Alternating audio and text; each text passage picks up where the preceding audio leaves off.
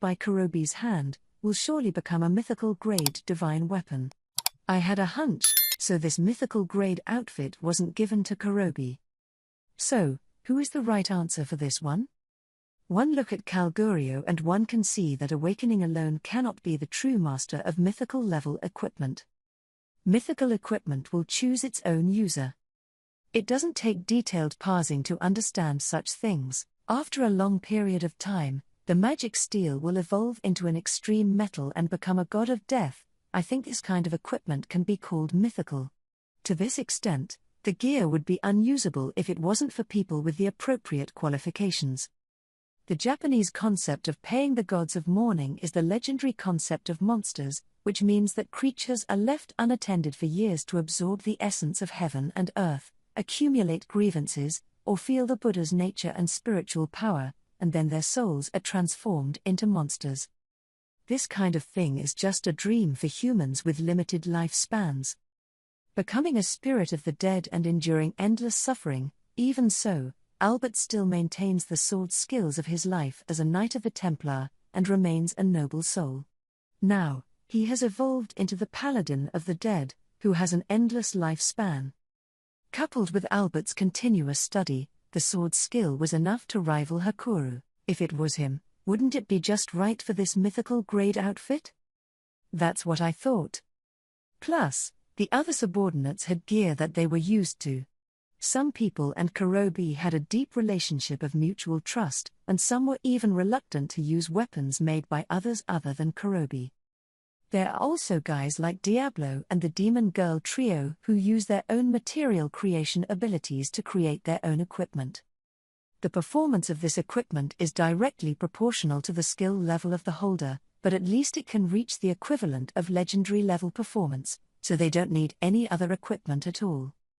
There were even those, like Shion, who were in love with their weapon and constantly pouring magic into it.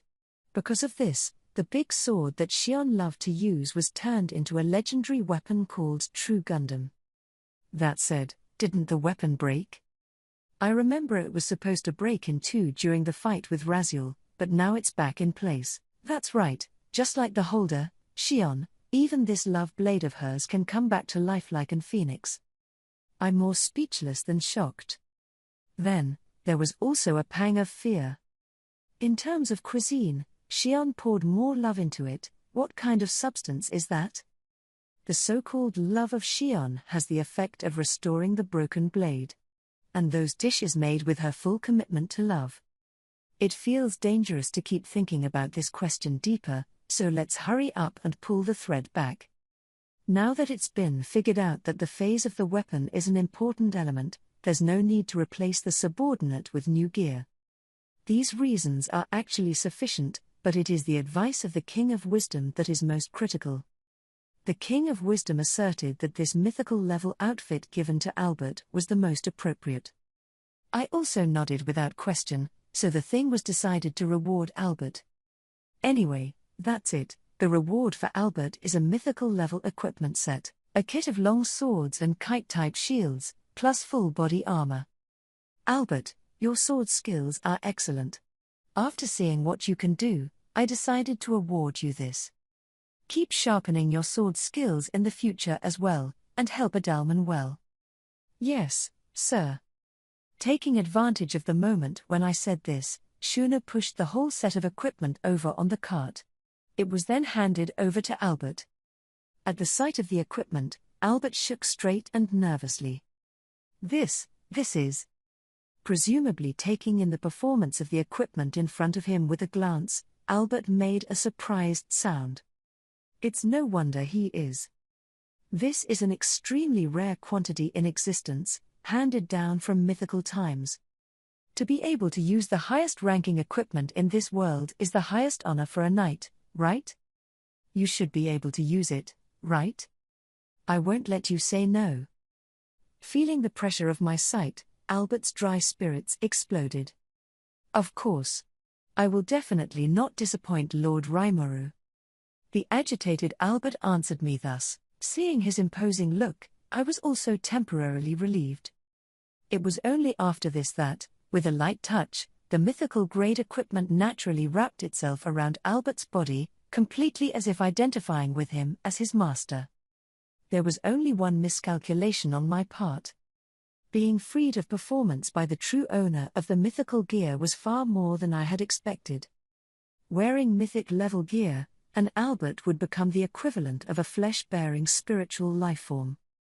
The ability to allow those who hold flesh to temporarily sublimate into spiritual beings, this was the true power hidden in mythical-level equipment. The so-called spiritual lifeforms are, in simple terms, demigod-like beings. Veldora is like that, and to say my words feel that way too. There's nothing tangible about it, but approaching immortality is certainly not wrong. Immortality has been established, and the nature of immortality is quite inexorable. Aside from conditions like the destruction of the core of the heart and the disappearance of the magical element, it feels like there's no way we can die. That is, a spiritual lifeform is an existence that has no life limit, is invalid no matter what abnormal state, and can overcome death by the power of will alone. Although it's only temporary, it makes sense that the performance of the mythical equipment would be so amazing, since it can raise the equipment to the same level as that kind of super-existence. At the same time, I understood the reasoning behind the King of Wisdom's recommendation that such a thing be used by Albert. Benimaru intended to evolve into a spiritual lifeform on his own power. Ranga and Xion were similar. No, I should say it must have felt that way. Although Gable and Geld are still that far off, even if I give them mythical-level equipment estimates, it won't change much. In this way, it is true that Albert is the best fit. This is probably the case with the so-called match made in heaven. Adalman's pet dragon can't be forgotten either. The necromancer is working hard, so I'm going to give it a reward too. What to give bothered me a bit, but now the answer is there. A name. For magical creatures, getting a name is the most enjoyable thing they can do. This was supposed to be accompanied by dangerous behavior, but I had the King of Wisdom to help. The King of Wisdom must be able to keep the outflow of the magical element well within safe limits. Answer. In this case, the individual named Adalman and the necromancer have become entangled. Then, rather than creating a soul corridor, it is recommended that it be named after the consumption of spirits. Huh? The King of Wisdom has come up with an unexpected scenario, and by the way, what would be the approximate level of consumption of the soul if that were to happen? Answer. It takes 5,000. Should it be implemented? Yes/no, it's only 5,000 words, and it's much more reassuring to do so. According to the King of Wisdom, after analyzing the soul, it is possible to transform it into mana using the King of Gluttony, so safety is assured. Okay, then let's get started. I stood in front of the necromancer and stroked its head. As a result, the necromancer immediately became nervous. He's a pretty cute guy, despite his scary appearance. You must also be rewarded. So as of today, you are 1T the Kennic Dragon King. After saying that, I named the necromancer after the soul I consumed. The dramatic change happened at this very moment. The gigantic body of the death spirit dragon, which exceeded 20 meters, kept getting smaller and smaller at a speed visible to the naked eye, and finally transformed into a beautiful woman in dark clothes. Who are you to think so? But I still wouldn't be careless. With magic, all things are possible. This aspect of the experience I've experienced so far is annoying. The truth that came from such austerities would not allow me to be in a panic right now. Without showing the slightest wavering, everything in front of me was taken for granted, and I managed to maintain that attitude. I'm still trying really hard. Oh beautiful, I wait for the most beloved God. To give blessings to the lowly me is much appreciated. Ahem. She can really speak fluently. And that's all I'm giving you is the name. The blessing is from Adalman's side. 1T seems to have the effects mixed up, but still, I hope she doesn't get the wrong idea. Oh, that's great. Dragno, 1T. Ah, Master. The Lord has not forsaken me. Yes, this is the gift of our faith, too. Yes. What a beautiful love of the Lord and slave. It feels like I'm being left on the sidelines, but it's still great. And just like that, the session that awarded a Dalman their reward ended peacefully. It's really convenient to be able to use souls for a name. Originally, if one wanted to name an upper-level magical creature of the Dragon King's rank, one never knew how much magical essence would be taken away in the end. No matter how much the King of Wisdom helps control, the amount of mana I have is still limited after all. All of the magicules that had been accumulated with the King of Gluttony in the past had been used up when they gave the Demon Girl trio their names. Although there's also the Please Veldora this method, the guy seems to rather hate it. It's also hard to reassure him afterwards, so it's better as a last resort.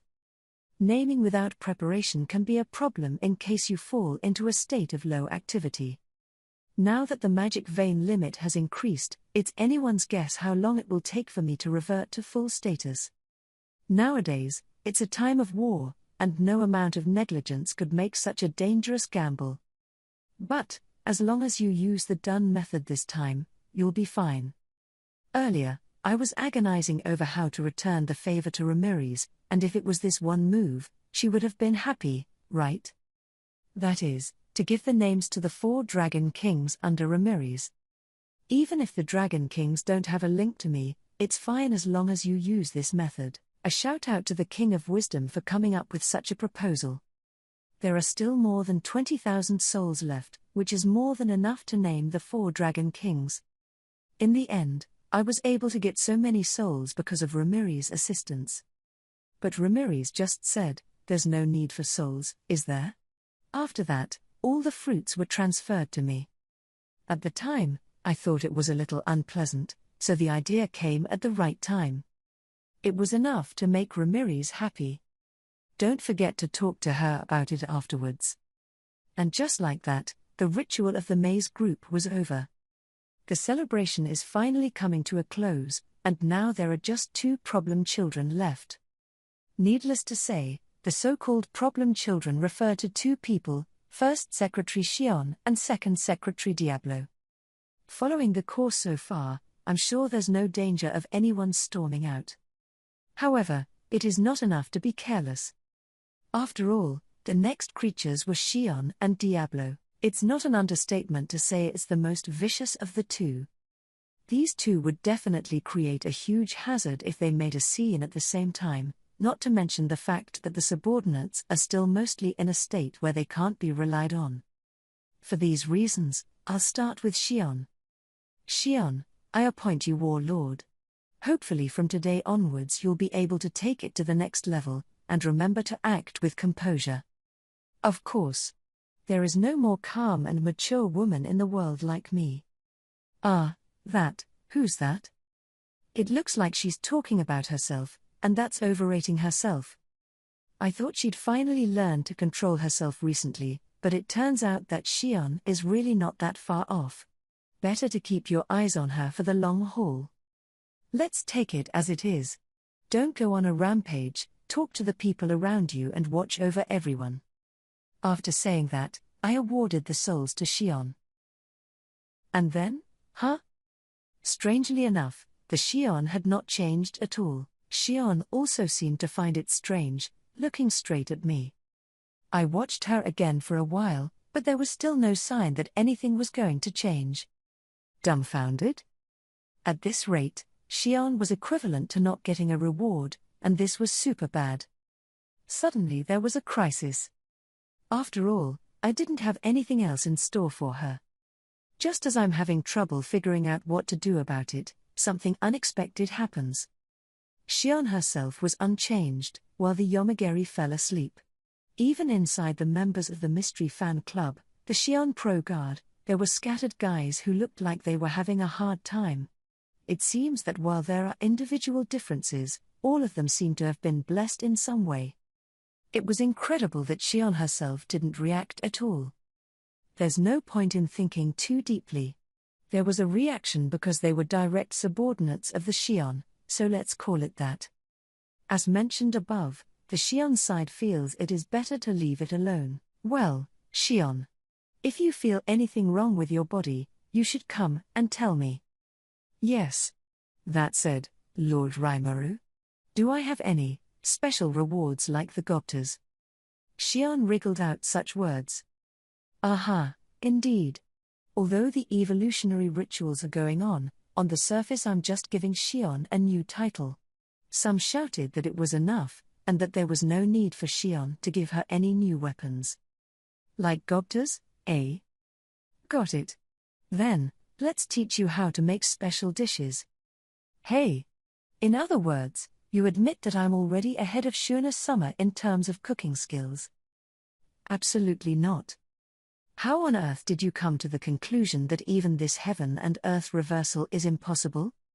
Shuna next to me was also speechless at this remark, but immediately became in a super good mood again after hearing me immediately deny it.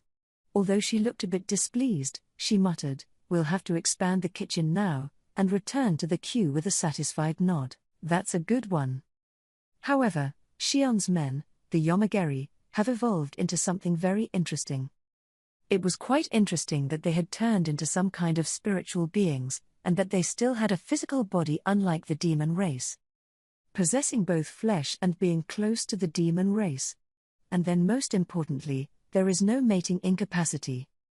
That is, these guys were actually reborn for a whole new race. If I had to say it, it would be the dead ogres, right? The ogre factor from the Shion manifested even more strongly, and its strength increased dramatically. Some people have also acquired the special skill of the body strengthening system, divine power. However, no one grew horns. Although the amount of magic is lower than that of the flying dragon, it's hard to tell which is stronger when the immortality of the Yomageri is taken into account. No one would believe me if I told people that these guys were originally human ogres, but the ecology of magic is incredible. It was a bit of a surprise that Shion herself hadn't changed, and the ceremony ended with that feeling. Well, it's finally the last man's turn. Problematic Diablo. Diablo has long been with an impatient look. Is this the one? Is this the one ? His smile gives off this feeling, looking at me with anticipation. Honestly, it's more likely that Diablo will make a scene now if the ceremony is aborted than the risk of storming out after the naming. If anyone dares to get in the way now, I can assert that the guy will never get his life back. All right, here we go. Diablo. Yes, Lord Rimuru. Aside from the unsettling foreboding, it's still unsettling foreboding. After this evolution, Diablo would undoubtedly take the position of being the strongest in the demon world. Not only was he the strongest among my men, it felt like he would definitely be stronger than me. Although Diablo himself said with his mouth that he couldn't win against Zijin, anyway, that must have meant qualifiers. The proof was that Ju and Bonnie, who were supposed to be strong enemies, he had solved it all by himself. As powerful as Zijin is, Diablo gives the impression of being even more superior. That is to say, even in this current state, he is the strongest one among my minions. If Diablo shows his true talent, even now, before the ceremony, he may be even better than me. The person I was when I first awakened was simply no match for the person I am now. It is a matter of great concern as to what such an anticlimactic Diablo would eventually evolve into. The title of Demon Lord must be very appropriate for you. Then, please continue to command those demons that are my killer weapons in the future as well. Especially the demon female trio. Kufufufufu, leave it to me, Lord Rimuru. Please, oh, I'm serious. I nodded, then performed the ritual on Diablo. And then, the devil was born. Diablo's evolution seems to have ended in a flash. I thought he was also dumbfounded like Shion, but no, because all the energy was perfectly controlled by Diablo, it all went unexpressed. Not bad for Diablo, beautifully done. The evolved Diablo has become a being that occupies one of the strongest corners in the world. A portion of the power was reversed back through the newly formed soul corridor. This is not good. Diablo's power cap is as high as I can imagine it. In the present of the evolutionary dumb fire of Benimaru and Xion, he has become the veritable strongest of my ministry. Not good, this. The amount of mana is already comparable to mine, and if you take into account Diablo's long experience and skills, it feels like even I'm no match for this guy. Sure enough, the probability of an unforeseen hunch coming true is always high. But beforehand, I thought it was going to turn out this way, so I didn't feel shaken at all. Excellent evolution, Diablo. It is a great honor to receive this compliment from you, Lord Rimuru. That's all right, right? His personality remains the same. He'd have that kind of fun if he gave me the following offense now. If that happens, I'll be able to fight him in earnest, but of course my idea is a secret. Such a Diablo had obviously completed his evolution, but he seemed to have his sights set on acquiring some kind of new ability again. What are you doing? It's nothing. The previous battles have made me realize the value of my extreme abilities. In the past I ignored this power because of guys showing off, but now I've changed my mind and think I should use everything that works. Hey, how about this? Is this guy an idiot? That's called being a smartass, right? I always felt that I was surrounded by a lot of these types of guys. I'll have to take this opportunity to show him off next time I see him. Kufufufufufu. Hating to let guy show off, is it okay to show off yourself? Never mind, one only has to look at his attitude so far to roughly imagine that Diablo has always been capricious to people other than me. Even without relying on the King of Wisdom, I can perceive this myself. Anyway, the victim is Guy, so I don't need to be kind-hearted. As long as I don't get involved, it won't matter if I turn a blind eye to it. Diablo still maintained his attitude so far, and looking at him like this, the fear of committing a crime against him seemed to be unfounded. Evolution is also in his complete control, and as a capable minister, let me rely on him in the future. By the way, it was only later that a fact was figured out. Diablo's blessing was given to his adjutant Venom, and to the 100 demons under Venom. However, it's just my gut feeling. One suspicion is that Diablo depressed the energy used for the blessing. It's also unclear whether something like that could actually be done, but if it was Diablo, there's nothing incredible about even doing it. To be strong is not to be given by others, but to be gained by oneself. It feels like Diablo would have had that in mind. But then again, Venom is also a guy to watch. After all, he has evolved into a demon noble. It's just that, let's not say for a moment that compared to the demon girl trio, even compared to Moss and Veyron, Venom lacks a sense of majesty. There's no reason why guys who have been on top for a long time would lose to a rookie like Venom. Even though they are also demon nobles, there are clear hierarchical differences between them. That's for sure. I'm just a newcomer who's only been around for less than 100 years. I'm no match for those big shots. That's what Venom himself said. It seems that the Venom is a special individual, belonging to a modern species with less experience. Since he was born with unique skills, he might be a reincarnationist who has experienced a strange fate. Venom himself said that although he had no memory of a previous life, he seemed to occasionally remember languages that he had never heard before. After arriving in our country, there have been many such visions. Well, if Venom is a reincarnationist, it makes sense that he would be so special, but Venom knows his place. Even those who have evolved to the same level as the Demon Girl trio are not ashamed to forget, or look down on their peers. After confirming his evolved strength, he seemed instead to understand the gap in strength between each other more. For demons, it's more important than the amount of mana or experience. I thought the kid was pretty good, and ended up hearing something inside from me again. Geez, actually, I've challenged Lord Diablo before, and I've been taught what a strength gap is since then. This guy's a fool for saying that with a face full of joy. This tidbit of Venom becoming Diablo's beloved is presumably the reason why Diablo likes him. Still, not bad in terms of results. After all, Venom has learned a lot from this experience and won't make the same mistake again now. and I always felt that in case he did get carried away again, he would definitely be dealt with by Diablo. For Diablo, even his own men, no one would show mercy to anyone who dared to disregard his power, and Venom seems like a man who knows how to reflect, so look for him to do well in the future. By the way, there are other blessed demons.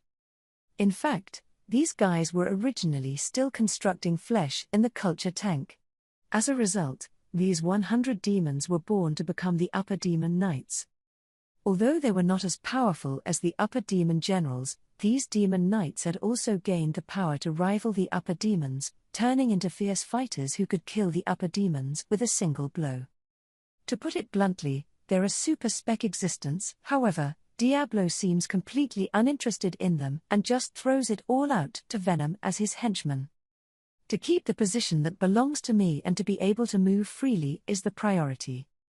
In this moment I was sure that this guy hadn't changed. Even if evolution is going to overtake me, Diablo remains Diablo. The patrons' evolutionary rituals were completed with such feeling. It's better than anything to be able to end peacefully. That being said, the celebration is not over yet. I called others who were active to the stage and consoled them for their hard work. Then, gather those who are still sober for a celebratory banquet. The all-around banquet will have to wait for the next one. Enjoy today's feast for now, and those will be the fun for next time. Sadly, Granny Jane and the two wings have gone back first. They told me with an apologetic face that there was a sudden emergency, and as soon as the ceremony was over, they hurried on their way back. Next time, be sure to put together a schedule they can attend at their leisure. That said, the guys at the banquet who got really drunk were also a big deal. Anyway, a person like me is not worthy of Lord Benimaru. I've known this kind of thing from the beginning. Well, you're pretty too, Gobia. Look at me, I was even killed by the longing Lady Albies. Monsters just love the strong, either seeking to be on the same level as themselves, or seeking a stronger opponent as a companion. If you're strong enough, you can marry a lot of them. It was supposed to be like this, but instead Lord Phobio, aren't you already strong enough? If I had been stronger, I could have gotten in between those two as well. Just call me Phobio. You're also strong enough, only the comparison is too bad. That's an opponent that even I can't beat, there's no way. Lord Phobio, no, Phobio. In that case, please call me Gobia. Ah, Gobia. Phobio. Hey, I can't watch this anymore.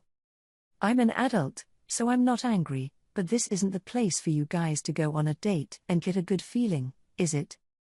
However, it can't be said that it's a bad thing that two people who have been dumped have come together with the same intention. There's just something so bizarre about being in love. I'll take that as a no-brainer. The party climaxed with such a feeling that the whole evening passed in a good way. Thus, new lords were born in our country. According to the rules, they could not call themselves demon lords, but in reality, our country had 9 characters who could match the awakened demon lords. In addition to this, there are 3 pillars of the primordials. As long as nothing particularly serious happens in the future, we'll be able to handle whatever happens, right? For the 12 men whom I had awarded the title of Lord, I thought I could add the title of 12 patrons to the list. The title of Lord, although duplicated in some people by the title of 4 heavenly kings or 10 lords of the labyrinth, is still given the highest priority in formal settings. In addition, these 12 patrons, unlike other positions, does not replace its members. In fact, since the lords have exceeded their lifespan, the 12 patrons are a kind of permanent subordinate. In the future, the most desirable development would be for them to be removed from day-to-day management, etc., and to perform actively only in times of war or emergency. Riga and Rigard, as well as several other big subordinates like Gobda and Myomile, all have life limits. There will be alternating generations of subordinates, and how subordinates should be treated differently from permanent ones, something that must be carefully considered. No immediate conclusion can be drawn at this time, and it feels like it will become a topic for the future. It's the hobgoblin that keeps me occupied. This kid is a subordinate for the time being, and is also unexpectedly resourceful and strong in combat.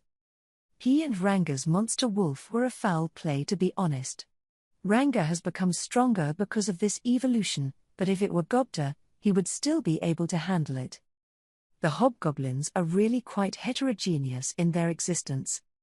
Even if the name evolves and the appearance doesn't change, my dreamlike explanation that all evolution happens in talent may still be true.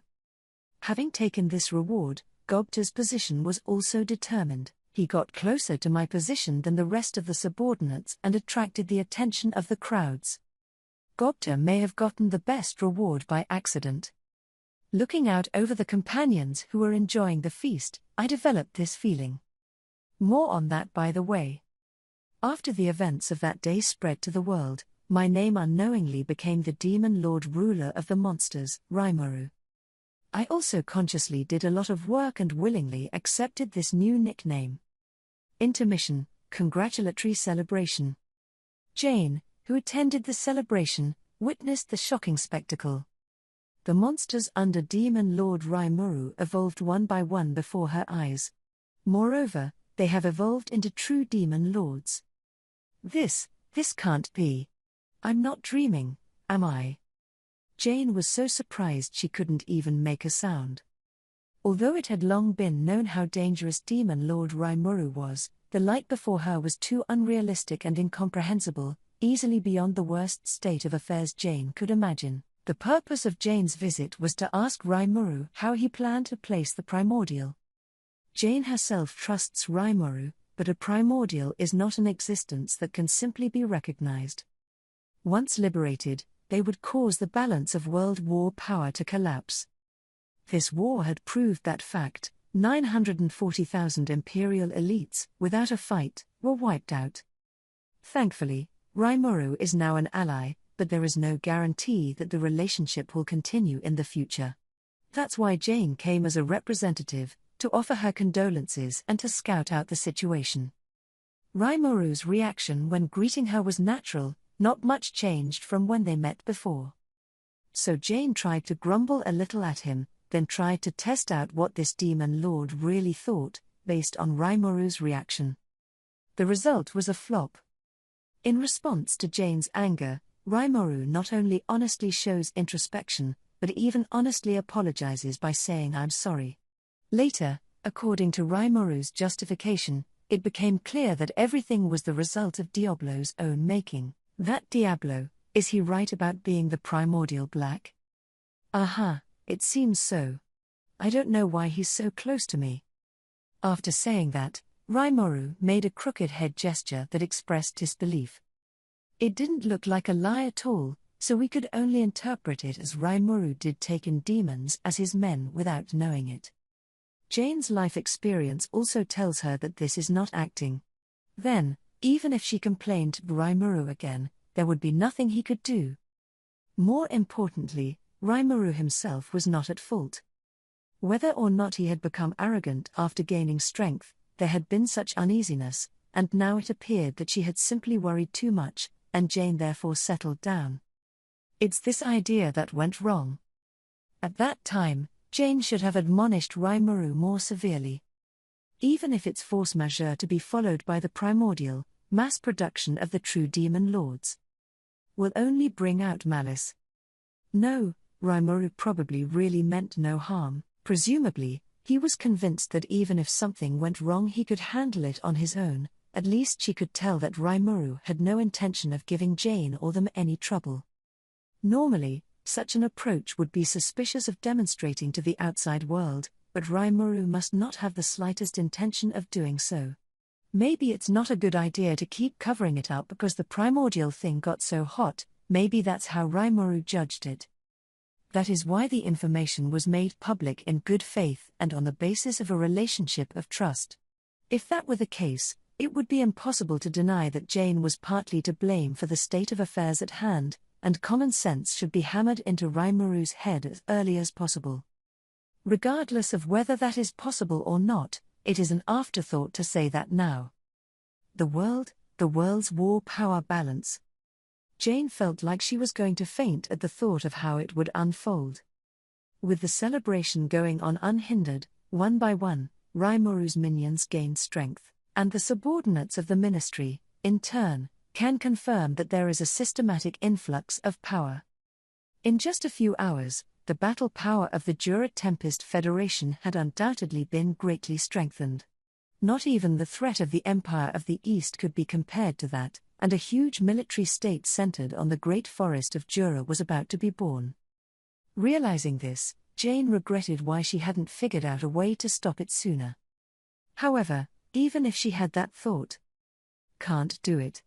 Last time, the conclusion was, it's a waste of time to think, not to take countermeasures. Although King Garzel had made a judgment to keep the decision first, there couldn't have been any solution strategy even if it was dragged into the future, right?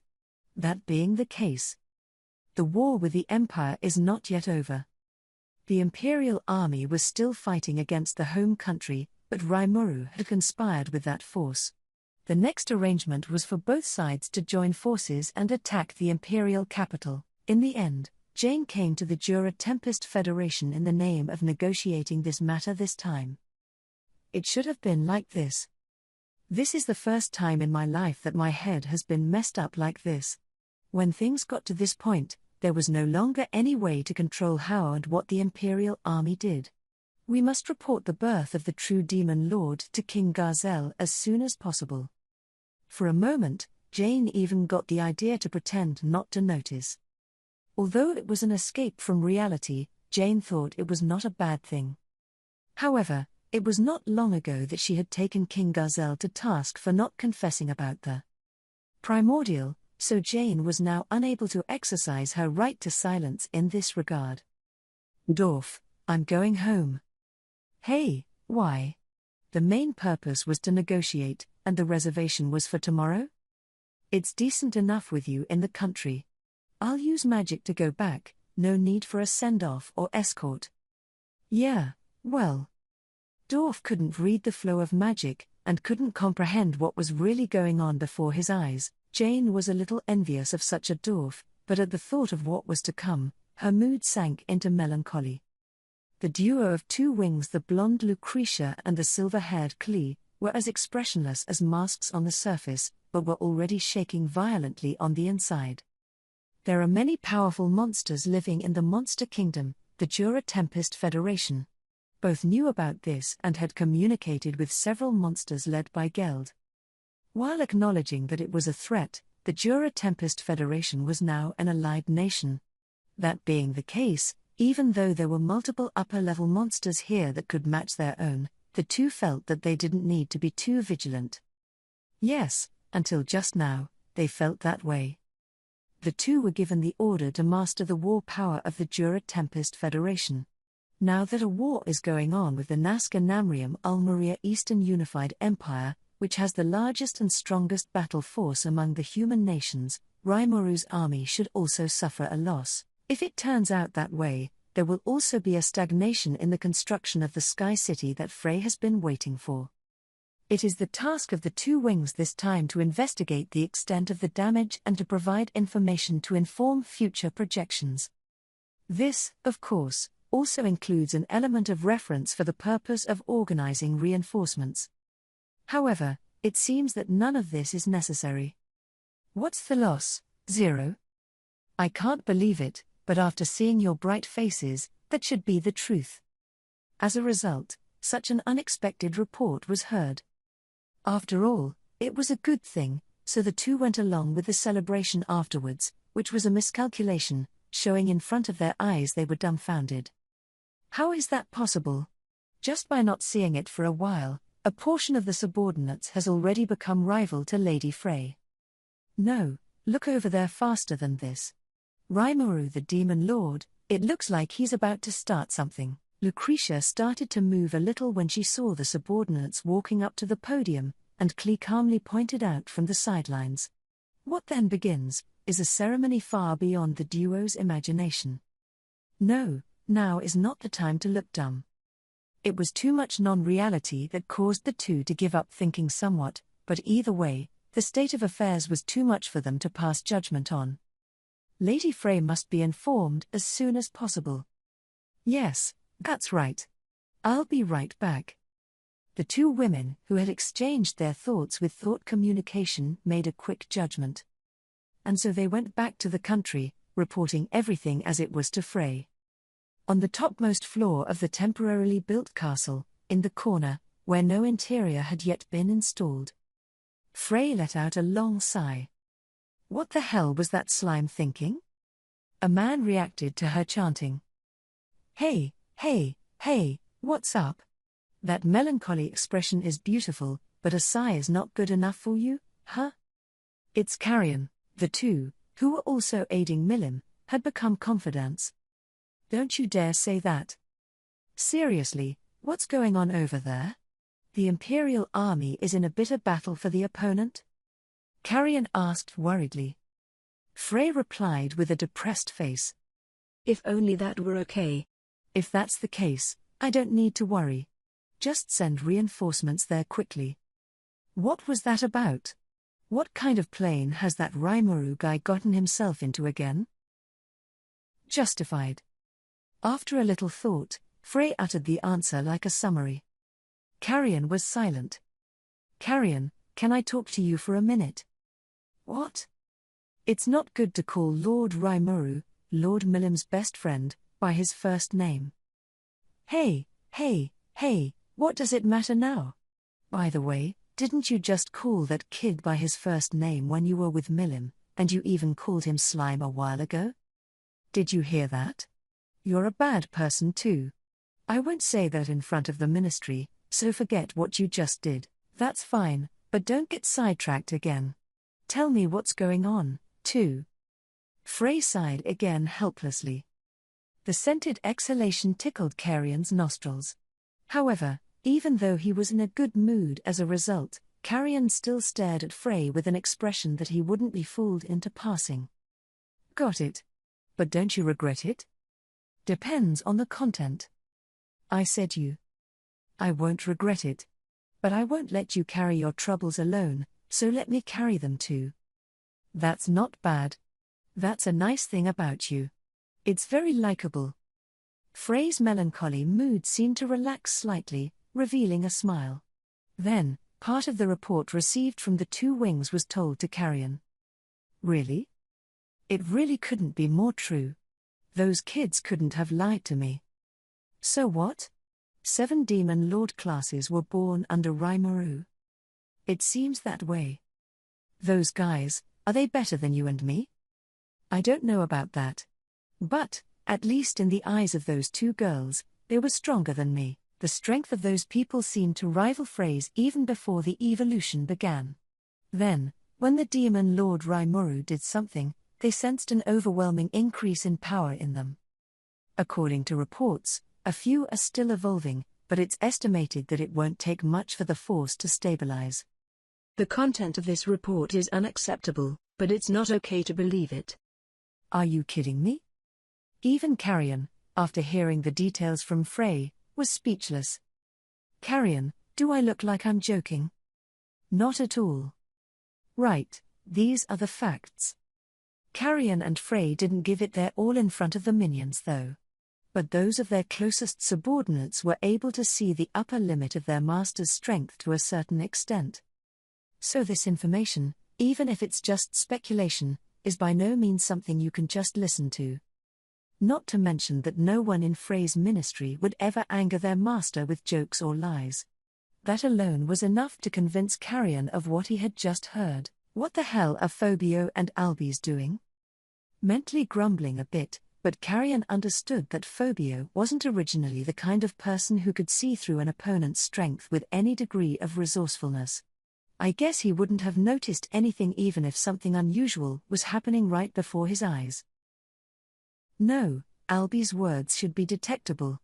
Then why didn't I get any reports from my side? Doubts arose in Carrion's mind, and Frey told him something again as if remembering something. By the way, it seems that your chief subordinate, Albie Summer, is engaged to Benimaru Summer, the head of Rimuru Summer's subordinate. If this international marriage goes well, it should bring our two countries closer together. And it's a joy to already have the approval of Lord Rimuru. That guy, She's doing great. Albys had approached Carrion about this. The advice given by Carrion is, take it by force. As far as results go, Albys took the prize beautifully, so to speak. It was indeed something to be happy about, and Carrion couldn't help but let out a bad smile. But she's only the second wife, that's all. Che, didn't she get first? Even so, the children they give birth to are our people. It's a shame. Don't worry, Frey. For me, you are the only woman I love. You're kidding me. Our side is monogamous, as opposed to you beasts. How can it go so well? The Harpy race is basically all female, and either relies on winged males, who are born by chance, or seeks diversity from powerful wizards to maintain the race. It is more common sense for a person like Frey, after becoming a queen, to increase the number of subordinates through unisex reproduction, while a husband is something that is not needed. The relative beast side, on the other hand, takes it as common sense that powerful men love plural women. Weeding out the weak and making the race stronger. The two have only this purpose in common, and in other respects it is water and fire no matter what you think. However, Carrion and Frey both identify with each other as being powerful. That's why they've maintained a relationship as dangerous as a tightrope walk, holding the last line of defense tightly.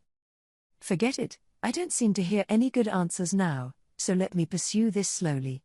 The question is, what the hell is Rimuru boy up to? After congratulating Albys, Carrion pulled the conversation back to the point. Frey agrees with this sentiment. This country has established a friendly relationship with Rimuru and intends to continue this relationship in the future, but no one is sure what will happen in the future. Then, if you can, you should make it a goal to reach a higher level. The only explanation I can think of is that Clayman was on his deathbed. That guy, at the time, was a very unusual force. According to Rimuru, it's called an awakening. Can you think of a reason? It doesn't look like the guy hid his strength beforehand. It's more like a moment of sudden strength, and how did he do it? This. Souls. Gathering the souls of men, you can awaken as a true demon lord, Clayman once said. If that's true, there's no way Clayman wouldn't have collected it beforehand. So it is. And then just try to use that to make yourself awaken? I think so. To be honest, I haven't killed many humans, and I've never given a damn about the souls. Me too. Wars are fought with kinsmen or other monsters, and with angels. Our country is so rich that it has little interest in humanity. Indeed. But in this way, the doubt is lifted. It appears that Lord Rimuru has acquired a great deal of souls during this war, and then transferred them to the monsters under his command, causing their awakening. That's an exaggeration. It's not a good idea to take in monsters like us, but it's even worse to be awakened by those guys. So, how many souls did Rimuru use this time? Hearing Carrion scratch his head and ask that, Frey just turned her gaze to the metropolis under construction at the moment. Hello? By the way, I haven't told you about the outcome of this war. The loss of the Jura Tempest Federation's army was, amazingly, 0. In contrast, it seems that 940,000 people on the other side of the Empire have been killed. Huh? You think I'm lying? No, not. I also hope this report is wrong. In other words, Demon Lord Rimuru got 940,000 souls this time, and then took them to help 7 of his men awaken, which is very simple to think of the cause and effect relationship. Of course, it is also possible that there are more than 7 minions of the awakening. According to the report, it seems that the Chief Grand Admiral Benimaru didn't appear to have changed much, just entered into a marriage with the 2 wives of Mummaji and Albys. However, it was impossible for Rimuru not to grant the soul to Benimaru, who was his right-hand man, so it is not difficult to guess that there was some reason for delaying Benimaru's evolution. Well, it's a one-sided beatdown with 0 losses, so it's not a war anymore. If it were me, I would have raised the white flag a long time ago. Don't be ridiculous, Empire or whatever. The question is what we do with ourselves. Exactly. I am now surrendering to Milim's position. I've always been worried about the possibility of rebellion if I seek power, but I don't think it's really necessary. What do you mean? Rimuru has raised his men to the same level as himself, hasn't he? Seeing him with such great measure, I realized that Milim should be that kind of person. Indeed. Milim is not so petty as to riot just because we're awakened. Right? In that case, let's just take it as it comes. It's not too late to start, although it's been a little easier. Let's aim for a higher level of strength as well. Right. Your kind of place, it's very endearing. Frey and Carrion stared at each other. Just when the atmosphere had gotten a little better before the two. Whoa, whoa, whoa, whoa. That's a good one, you two. Although I can't help my subordinates to awaken like Rimuru, I can help you to cultivate. Don't worry about dying in the labyrinth, let's do it to the fullest. Milim picked a perfect time to jump out of the way. Che, you're in the, Milim. You're in the way when we're in the mood. I've said it many times, don't remove your aura to sneak up on me. That said, I have no intention of accompanying you to your practice, you listen to me well. Carrion and Frey's complaints didn't reach Milim's ears at all. Milim's ears, however, are equipped with information that they don't want to hear, so they will automatically block out such an excellent function. Then, please, Ramirez. Wait. I didn't ask you to come with me to practice, did I? Wait, Milim. If you don't listen to me, I have my own ideas. I'll leave all 3 of your meals to Lord Midray to prepare. Is that okay? This statement by Frey stimulated Milim's sense of crisis and eventually succeeded in stopping her. So true to Frey, the Carrion who had witnessed the whole thing wanted to praise her so much. I know. If you want to practice, you can always talk to me, that's good. By the way, did you finish your homework? That, because I heard something that seemed interesting. It's not done yet, is it? Frey was smiling. The break is over. I'll get back to it. Yes, good job. With that, Milim went back to her homework, and Frey and Carrion beautifully avoided a crisis. However, the ambition to evolve continues to heat up in the hearts of both of them. Will this remain ambition, or will it be achieved? Chapter 2. Future Policy. Before I forget, I start by saying thank you to Veldora and Ramirez. The gift of thanks to Veldora was clothing. He's always topless, and I think it's more or less a bit of a bad habit. He didn't seem to care about it himself, but perhaps he just liked this style of dressing, and I took the opportunity to give him some clothes as a gift. Oh, Rimuru. Friends of the heart. Allies. Finally, you've noticed how I feel. I've been wanting to wear something so handsome for a long time. No, if you really wanted to wear it, tell Shuna and she'll have it ready for you right away, right? In other words, if you go to a garment store and adjust the size by magic, you'll have several pieces. Idiot, the only thing that suits me is a custom model. I trust you to have picked the best style, right? I actually have pretty bad taste. It seems that for Veldora, I'm a bit overrated. Obviously I wear what I'm told to wear. Think of it this way, the same is true of previous lives. I have terrible taste in casual wear, so it's basically a suit. Then there's the jacket bar. That's really nice. You don't have to worry about washing it if it gets dirty, so it's the easiest thing to wear. The jacket was chosen for that reason, but Veldora was happier than he thought. I was also surprised. Veldora gleefully tried on the clothes. Well, as long as you're happy. I'm going to ask you to do the same. Leave it to me, ha. It's a super cheap payoff in terms of profitability. Well, no, it's not, although it's made of particularly luxurious materials and includes special order items, but what can I say? Well, next time when you're free, I'll think about giving something else as a thank you gift. On the subject of Veldora, let's just take it as a future topic for now. Next up, Ramirez. Ramirez, I had your help this time too. Thank you. What, you're being so cynical. You've taken care of them, so that's what we call mutual help. Ramirez replied a little sheepishly. Although I'm a little embarrassed about it too, it's important to show gratitude. Then I'd like to give you a gift of gratitude. What the what? Do you have to make clothes for people like Master? Just say hello to Shuna. I was trying to. I really can't help but rely on Shuna for my taste in girls' clothes. So, that means you can name the cute little dragon kings? Something like that. Who's going to be the namesake? That's how it is. That's awesome. It's okay. Although I was surprised too, it actually worked, so no problem. At yesterday's ceremony, I named my subordinate Adalman's pet 1T, and she evolved to become not only human, but also fluent in conversation. So, I thought, how about naming your dragon kings too?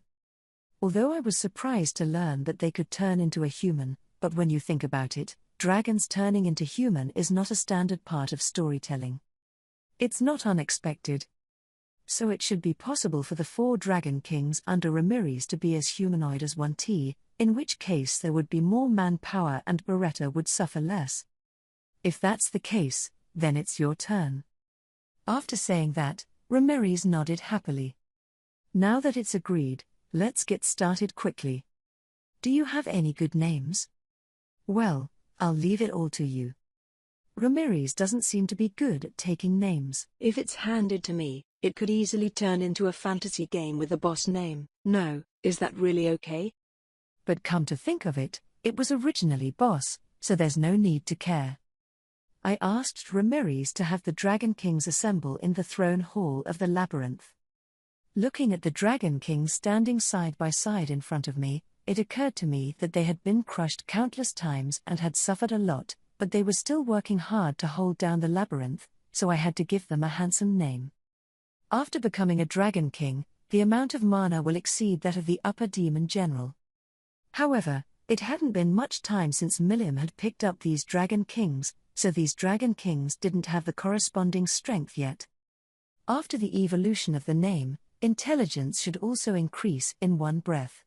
That way, you should be even more intelligent and powerful than you are now.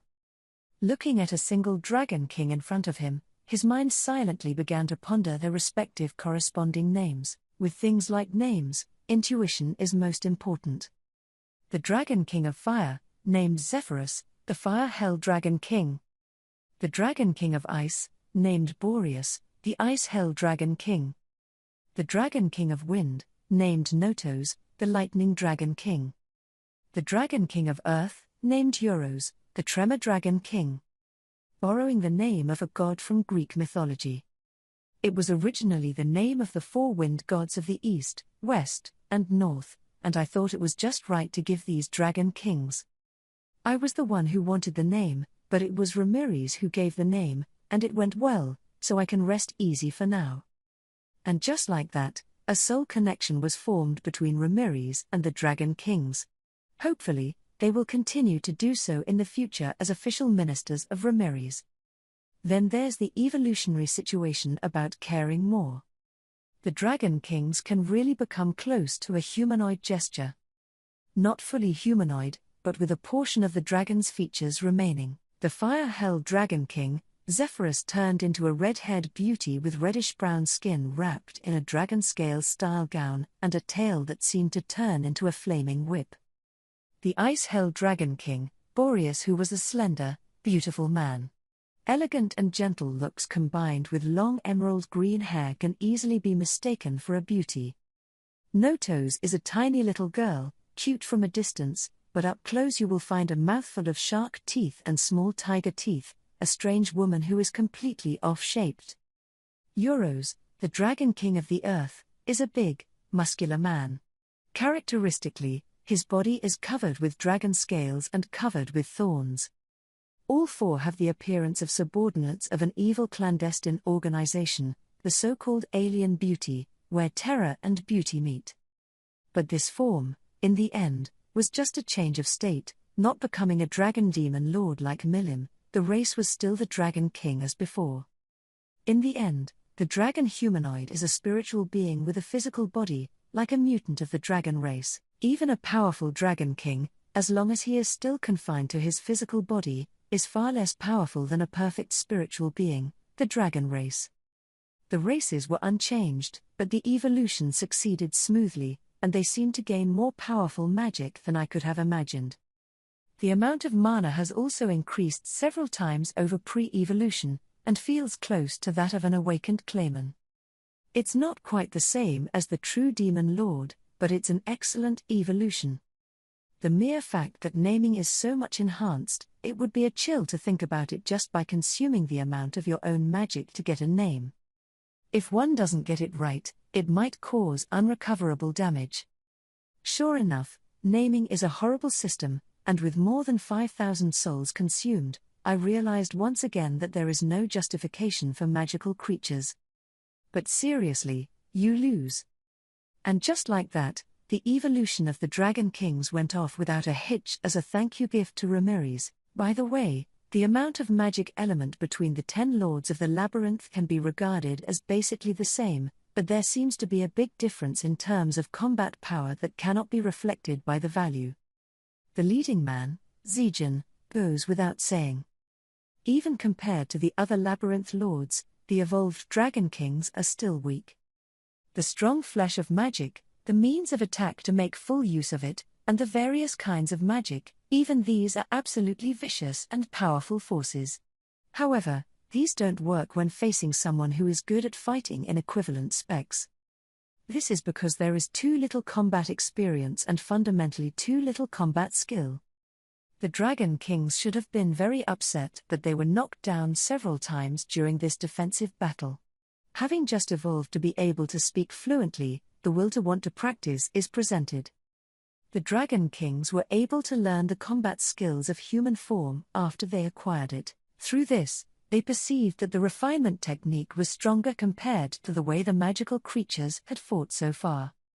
Instead of relying on physical attacks like attribute spitting or wielding minions, find a way to understand magic and incorporate it into the battle. And use this as a basis to learn the human form of combat and think about how it can be applied to real combat.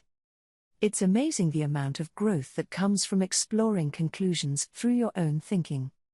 I approved the application. Kwahahaha. Leave it to me. Valdora, who was overwhelmed by the experience of cultivating Zijin, took up the task of guiding the Dragon Kings in their cultivation. With that, the Dragon Kings began their cultivation journey. After that, among the Dragon Kings, there were even stronger ones who were more human than dragon, and although there was a sense of putting the cart before the horse, it was indeed a reasonable result to learn the spell of changing one's claws and scales into weapon defense. It was a long time ago when I learned about this, and the feeling that came out was that it's going to be that way. 3 days after the resurrection, Calgurio and the others finally calmed down. It was hard to say how much the resurrection through the hand of the Demon Lord had impacted them, but they had finally accepted the reality. The next question is about their position in the future. To this day they still live in tents, and food is regularly carried by magical creatures, and no one complains even if the bearers are skeletons. The tents were arranged in a hilly area where the grass and trees had withered away, and although the scenery was poor, the cold and warmth was pleasant and unexpectedly a suitable place to live. The scent of death wafted through the remnants of the battlefield, and rows of gravestones of the dead stood. Such a view would not matter if one was used to seeing it. After all, the guys who were supposed to be lying in the tomb were out and about, and it was even stranger to be afraid now. That is to say, in terms of life, there is no great discontent felt. Why? It was said that this was the 7th levels of the labyrinth, and the one in charge of the narration was the necromancer who guarded this level, calling himself Adalman. Some of the generals had actually fought with him, so no one doubted the veracity of this narration. Adalman was very good at taking care of people, and Calgurio and the others were not slacked off as captives. Since we, the god, Lord Raimuru, have raised you, I will do the will of God, and you are not a man who has gone against your will, so take your time and think about how you should spend this second life. Adalman said so, leaving them free for Calgurio to roam. Run away from the class, none of them say so. Because they had come to their senses and entrusted themselves to the gods, they decided to trust in the demon lord, Rimuru. Calgurio held the same opinion, as he was sure that even if he did run, it would only end in failure. It was because of this that he decided to accept honestly what Adalman had said and called the subordinates to a meeting. Nearly 100 officers were gathered in the large tent used for military meetings. Among them were senior officers and the Empire's premier heroes. Only these people, nowadays, have also lost their power. So, guys, let me begin by thanking you. Because of my incompetence, I am sincerely sorry that I have caused you such suffering. Calgurio looked around at the group and lowered his head when he finished. And to his words, there was a unanimous negative opinion. What are you talking about? Those of us who did not stop you are also guilty of the same sin. The adjutant finished and the staff officers nodded together. Senior officers were also unanimous in saying that it was not the responsibility of Calgurio. The attitude is most evident in Krishna. My opinion is the same as everyone else's. It is because of the folly of us, etc., that has angered the gods. And yet it is through God's great mercy that the opportunity for atonement is obtained. Krishna regarded the matter of imperial aggression as a sin in itself. Calgurio thought, indeed, how foolish it was, in retrospect, to believe too much in one's own force, to despise one's enemies too much and not bother to understand them at all. Calgurio sneered to himself. Thinking that his companions were in the same mood, he smiled again as if relieved. Thank you. I'm more or less relieved that you can say that. I swear to God, this is a feeling I will never forget for the rest of my life. Speaking of the divine moment, the figure of the demon lord Rimuru flashed in Calgurio's mind. Yeah, to me, the god of the moment is His Majesty Rimuru, right? Even back in the Empire, there would be no place for Calgurio. All that awaits him is the tragic end of being held accountable for his defeat and directly executed before he even goes to court-martial. Although Calgurio had no intention of avoiding responsibility at all, this second life was given by Rimuru, and Calgurio was not going to waste it casually. Well, you can take your time about that. The current Calgurio was no longer the same vulgar person who had acted only for his own status and desires before, so the thoughts in his head rightfully put his own affairs on the back burner. Then let's get down to business.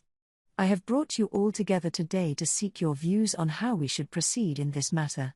His Excellency Adalman has graciously granted us the freedom to gather together and deliberate, and let us use this time effectively in order not to waste it.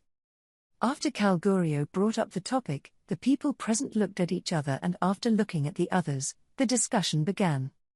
It is inconceivable that such a state of affairs could have occurred at the original military conference, but for Calgurio, who wants a practical opinion, the present situation is welcome. The discussion went on for some time. Then, roughly divided into two opinions. The one who advocates that they should just be subservient. There is also a section of people who advocate that they should go back to the Empire. The two opinions are tit for tat with no one in particular. Both sides are understandable, and it's only natural that people with families would advocate a return to the Empire. However, the ability to return to the homeland depended on what Demon Lord Rimuru had in mind. It is possible that permission may be given for future dealings, but any disorderly conduct is likely to cause displeasure to the Demon Lord. As His Excellency Adalman said, there is no intention of executing us at will, but we should still be prepared, because it does not mean that we are spared. Since his life had already been saved by the Demon Lord, then the fate was already in the Demon Lord's hands. While a certain amount of freedom is allowed, it is not known how far it has come. No matter what, the only thing that awaits us back home is execution. Even so, I still want to send the soldiers who fought for their country back to their homelands safely. I would like to speak frankly to His Majesty Raimuru and ask for his mercy. That said, they're about on par with hostages, so the question is whether the country will pay the compensation. At this point, Major General Minute, who had been listening in silence to everyone's talk, slowly opened his mouth to speak. It's impossible. After all, we didn't even expect to lose. Because our own attitude towards the enemy has always been ruthless. Hearing this, everyone was silent. The Empire never accepts results other than unconditional surrender, and it is the continued winning that gives rise to imperial arrogance. But now that they are fighting with all their might, they are completely defeated, and if they are not forgiven, they are completely at their own peril. Everyone is well aware of this fact and knows that even back in the Empire there will never be a bright future. Even so, they want to do something for those who have families. Major General Minute is right. What exactly is the Emperor's holy will? I didn't want to say it, but this time it was an oversight on the part of the Intelligence Bureau. They don't even want to think about it. How many Demon Lord-level monsters are there here? One of the officers, off the cuff, said the last thing he should have said. Hey, you guys. Watch what you say. It doesn't matter what happens to the intelligence services nowadays. You're talking about all kinds of monsters, but you're a big man in this country. I'm sorry, it was my mistake. While free speech was welcome, there was no magic in the room. There had been no sign of His Excellency Adalman since yesterday, and Calgurio thought he presumably had gone somewhere for a meeting. That's why it was decided to hold a military conference today, but not everything can be said. Still captive in the end, that must not be forgotten. Although His Majesty Raimuru is generous and kind, he will not let others insult his subordinates, so please don't forget that before you speak. Calgurio gave a warning about the way he spoke, and the officers agreed. At the very least, it is enough to understand the dangers of the Demon Lord Raimuru, to be able to take those who use the great magic such as gravity collapse into his ministry. Why didn't the Secret Service get a clue about such a dangerous man? I very much understand your desire to scold them for slacking off, because I want to scold them too. Calgurio thought silently. However, someone suddenly threw a cold shower of water on Calgurio and the officers. Are you stupid? Listen up, the intelligence services already had a certain amount of information at that time. Bonnie, who had been silent until now, said with a sudden smile. No way. Why, then, not inform His Majesty of the correct information? Those guys, did they betray you? Everyone faltered at Bonnie's words, and only Minute and Calgurio remained calm. The first to speak was Minute. Your name is Bonnie, right? As I recall, you were given an infiltration mission that even we weren't told about, right? Calgurio said next. Well, as a single-digit man, it's not surprising that you have classified information that we don't know. So, what does the intelligence community think and what exactly does it want us to do? As soon as this question was thrown out, everyone looked to Bonnie. Either one wants to know the answer. Intelligence Bureau is absolutely loyal to His Majesty the Emperor. It was inconceivable that they would betray, that is to say, Emperor Rudra could have predicted the current situation. Bonnie snorted, looked pityingly at the Calgurio, then dropped a bomb with little energy. As you may imagine, His Majesty the Emperor knows all, and even your defeat has been foreseen. How could? What do you mean? His Majesty sent us when he knew he would lose? No way. How dare you insult His Majesty like that? The officers were in chaos, however, some of them have also scratched the surface. So, in other words, are we abandoned men? That's not quite right, Minute. Your Majesty's purpose, I'm afraid, is... Shut up, Calgurio. The responsibility for leaking important state secrets rests with me. You're all dead people, including me. So this is not a betrayal of His Majesty. That is, Bonnie's awakening. Now that he has lost his power as a single digit, even the Emperor's borrowed supreme power has been taken away, but he still wants to be the one to show the way for his subordinates as a superior. Bonnie. I'm sorry, Jew. I, for one, am not so loyal to His Majesty. I followed his command for one reason only, and that was that I could not beat him no matter what. That, too, is what Bonnie meant. Bonnie, born in the United States of America 45 years ago, was just an ordinary student who loved freedom. However, somehow karma came into the world and his talent was discovered by Rudra. He was then taken in by Damrada and taught the methods of fighting. I don't know when I started to get confident and felt that I was the number one strongman in this world and became arrogant. The one who shattered Bonnie's confidence was the woman who served at the side of Emperor Rudra. No, it was the draped, gaudy-looking, scary monster. Even if the heavens and the earth were turned upside down and infinitely reincarnated, it would be an extreme realm that could never be touched. It is impossible to believe that there is such a thing in this world, but it is the bloody truth. Its name, Veilgrind. Absolutely non-disclosable, one of the Empire's confidential matters. One day, Wani, led by Damrada, went to the Emperor's residence. It was a very honorable thing to do, and at the same time fueled Bonnie's ambitions. The freedom-loving Bonnie will never allow an emperor to dominate others at will. So, when you get the chance, you have to do the following: to dream such foolish dreams. The price of stupidity is horror in the extreme. It was there that Bonnie met Veilgrind for the first time. Then felt her horror and couldn't help giving in. And at this point, Emperor Rudra, who was behind the imperial curtain, said to Bonnie, "You have this qualification, the qualification as a vessel. Let me lend you my strength, and be more diligent in the future." Emperor Rudra's icy, ruthless voice, as if it had come from a distant place, had become impossible to resist the emperor when he awoke again. "Your Majesty, even if all the millions of elites are wiped out, you won't care. Let's just say that total annihilation is the plan." It is impossible for normal to understand the meaning of the phrase just by hearing it. However, Calgurio understood. So that's it. As long as an awakened person like me can appear, it doesn't matter if you sacrifice millions of soldiers?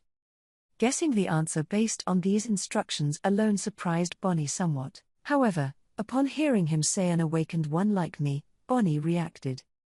"Yeah, so you've awakened too. Then I think you understand. You're right, the Emperor's purpose is to collect the pieces of the awakening. For that purpose, even if it caused millions of sacrifices, he thought it was worth it. That's a fact that even senior officers don't know. From the very beginning, Emperor Rudra had no expectations of the army. The most important thing is only how to collect talents with awakening credentials. That is, more about quality than quantity? So, then, the failed crusade against Veldora 300 years ago was too? Minute asked with a sharp stare at Bonnie. In response, Bonnie replied lightly, "I don't know what happened then. But doesn't it make sense just to think about it? If it were me, one person could kill you all. No, it turns out it could be done. The gap in strength is just so obvious. So that's why we say our defeat was planned, is that it? A strategy premised on sacrifice? As much as I want to praise His Majesty, this time it's really been a total loss. That's how it is. To lose so badly after awakening, even His Majesty didn't expect it." Minute nodded understandingly. Hearing this, Calgurio had a bitter face. "Alas, it's my fault for not being useful," he whispered to himself. However, Bonnie dismissed him. "Don't worry. It's not that you're not useful, it's just that the opponent is too strong." "Right. That's simply not something we can beat." Ju nodded in agreement. The duo also lost to Diablo, who knocked out Calgurio. There wasn't even a monster they could beat, so in their opinion, it was not surprising that Calgurio couldn't win. That is to say, the strength of the battle here exceeds the intelligence agency's expectations. It should be. Plans to use this place's demon lord, Raimoru, as a stepping stone to add pawns were thwarted by misjudging the opponent's battle strength. Bonnie laughed bitterly. After paying many sacrifices without any reward, it was impossible to laugh, but in his heart, Bonnie still wanted to say to the Emperor that he deserved it. So, Bonnie-kun, since the plan to use us as bait and have you carry out the surprise attack has also failed, what are your plans for the future? Huh? I told you so. I'll take the responsibility. What do you mean by that? Minute asked calmly. There was silence in the tent as everyone waited for Bonnie's answer. One thing I have to make clear, as I said earlier, is that you are dead. This is not a metaphor, but as far as His Majesty the Emperor is concerned, you are dead. Are you suggesting that keeping us alive is more troublesome for His Majesty? It's a bit of a language problem. My point is that His Majesty does not need the kind of general whose power is taken away, causing the possibility of awakening to be reduced to zero. To be of no value to His Majesty means that there is no reason to continue protecting you. Well, that's what it's all about. Considering this premise, the possibility of not accepting the return of prisoners is high. No, it's more than that. If the surviving soldiers return home, anti-war sentiment will spread, and do you think this is in line with His Majesty's thoughts? I don't think so. After saying that, Minute sighed deeply. He understood what Bonnie was trying to say. That is to say, what is optional for His Majesty is in the way for the intelligence service? Right. Will he wipe out those who intend to return? For sure. Then throw the pot at the Jura Tempest Federation as a way to stir up the anger and vengeance of the nation. Bonnie was convinced that the intelligence service would act in this way and explain it to the crowd. That's 700,000. How could it be done? Those who have undergone transformative surgery have not lost their strength to that point. But if you fight back, it's a fight against yourself. Minute gestured for the restless officers to quiet down. Do you have an idea of who can make this happen? While many thought it was simply impossible, Minute was calm. Thinking of his own awakening, Calgurio remained silent. He believes that if one does have that kind of power, it is not impossible to do it. If it's in single digits, can you do it? It would be possible if we just said we could do it, but that's just paper. Superb individual strength for the offense but not for the defense. If one relies on manned tactics, there will be loopholes that can't be held no matter what. Likewise, it is not appropriate to track escaped enemies. If people spread out and run away, there will always be fish in the net. And this time, it takes one person to wipe it all out. Bonnie really couldn't think of anyone who could do such a thing. However, all but one. I don't think anyone can do that, from a common sense point of view, can they? But yeah, there really is. In the Empire, there are monsters that can turn this assumption into reality. That figure surfaced in front of Bonnie's eyes, his body trembling with fear. The beauty and horror of that can only be experienced by those who have seen it with their own eyes, and Bonnie, who knew this well, felt a little unfortunate. Is it a single-digit existence that you're also afraid of? It looks like I've got something wrong. Minute leaned deeply into his chair and sighed with his head back. Me too. I joined the army and dreamed of letting the Empire dominate the world. However, this was all decided long ago in a place that had absolutely nothing to do with the military. In the power game of proliferation by who knows who, there is no room for non-awakened people to show up from the start. That's silly. I feel silly as a clown. Calgurio and Minute looked at each other sobbingly. It wasn't just the Calgurio, the officers present, all sighed as if they had awakened from a dream. How sad, Bonnie thought.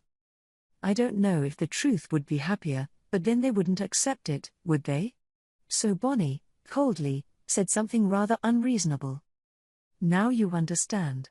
Do you understand the situation? Even if you go back, all that awaits you is despair, so just stay here and be a prisoner and wait for the war to be over. What are you going to do about it, Sir Bonnie? I'm going back to the Empire. There shouldn't be a truce like that. I think His Majesty Raimuru would want to deal with the Empire. By then, a guide must be needed, right? and the person who acts as a guide, presumably, will be wiped out. Bonnie, who has lost his power now, will no doubt be assassinated. Sensing Bonnie's awakening, everyone fell silent. Then, everyone was deeply aware that their fate had been entrusted to the demon Lord Rimuru. After expressing my gratitude to Veldora and Ramirez, I headed to the 70th level of the labyrinth. Adalman is currently in a dormant phase because of yesterday's ritual. The harvest festival had begun, but Adalman's castle was still in a state of destruction. So it was that he was moved to the guest room on the main floor above ground to continue his slumber, and Albert and 1T were moved to spare rooms, presumably to be awakened in a while. More problematic were the Imperial captives, who had previously been looked after by Adalman, and it wasn't good to leave them hanging so long now. Besides, they should have calmed down by now, and I'd like to ask for information about the Empire. I'll go check them out while I can. Accompanying me were my 2 secretaries. With these 2, I can be rest assured even if anything happens. You don't have to go, Rimuru-sama himself. Well, why don't you go for me? That's right, you've got to get some information. Kufufufufu, we might as well go together. Diablo was as unflinching as ever. Is the same true of Shion? There is absolutely no active petition to leave. Well, there's no way that I'm going to let Shion go alone. I thought as I was held to the chest by Shion. But then again, these 2 are still so energetic after just having an evolutionary ceremony yesterday. After a night in the Shion, nothing has changed. And Diablo, perfectly back to his usual self. So, have you gained new abilities? Kufufufufu. Thanks to Rimuru-sama, I managed to gain the ultimate skill.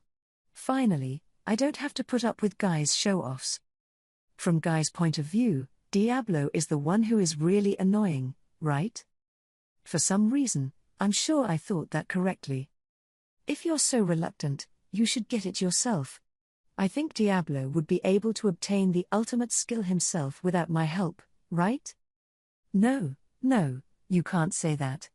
Wouldn't it be lame to get it the way Guy said, as if I were to learn from him? I don't get it, not talking about parody. I'll ask for advice if I think I can use it. Was I wrong about that? Humph, Diablo is really small-minded. Is that how you say without shame? Since being taught in this way by Lord Rimuru, I have often gone to ask others for advice.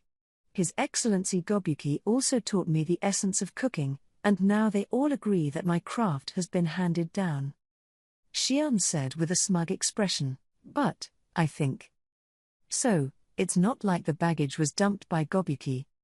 Gobuki is also really, I really hope he doesn't add any strange confidence to Shion. Now that you've accepted it, teach it well to the end.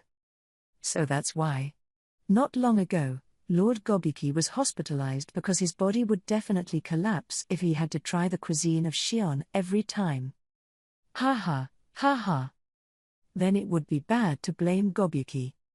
In this case, Diablo had already fallen on his face, and Shuna would never taste it. I knew it, I had to get Benimaru. Well, Shion's education was supposed to be Benimaru's responsibility, it would be good to stress it to him again. That's not going to be a problem for the newlyweds. Please, don't get me wrong. Because the topic of Shion's relationship was a bit off topic, but in the midst of small talk we had reached our destination. After the transfer to the hills of the 70th class, everyone who saw me appear immediately saluted. I don't think it's right to do such a thing to an enemy demon lord, but Diablo and Shion seem quite content, so I'd better not interject. His Majesty Rimuru is here. Immediately, inform Sir Calgurio. Everyone quickly began to move, with a tent at the center, neatly lined up on both sides of the road. It seemed that Calgurio and the rest were having a military meeting in that tent, and Rimuru and the others were led into the tent while listening to the instructions. Inside the tent, there were probably about 100 or so people in high places. They all stood straight and saluted me and greeted me. I'm a little surprised that even they are reacting this way. I'm the king of an enemy country, and I'm still a slime.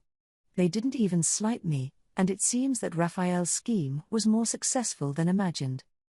Well, come to think of it, it's a given. Not only did he kill him, but he also brought him back to life, and in the face of such a person, complete submissiveness is the wise thing to do. If I were you, I wouldn't have the confidence to fight back against such a dangerous person.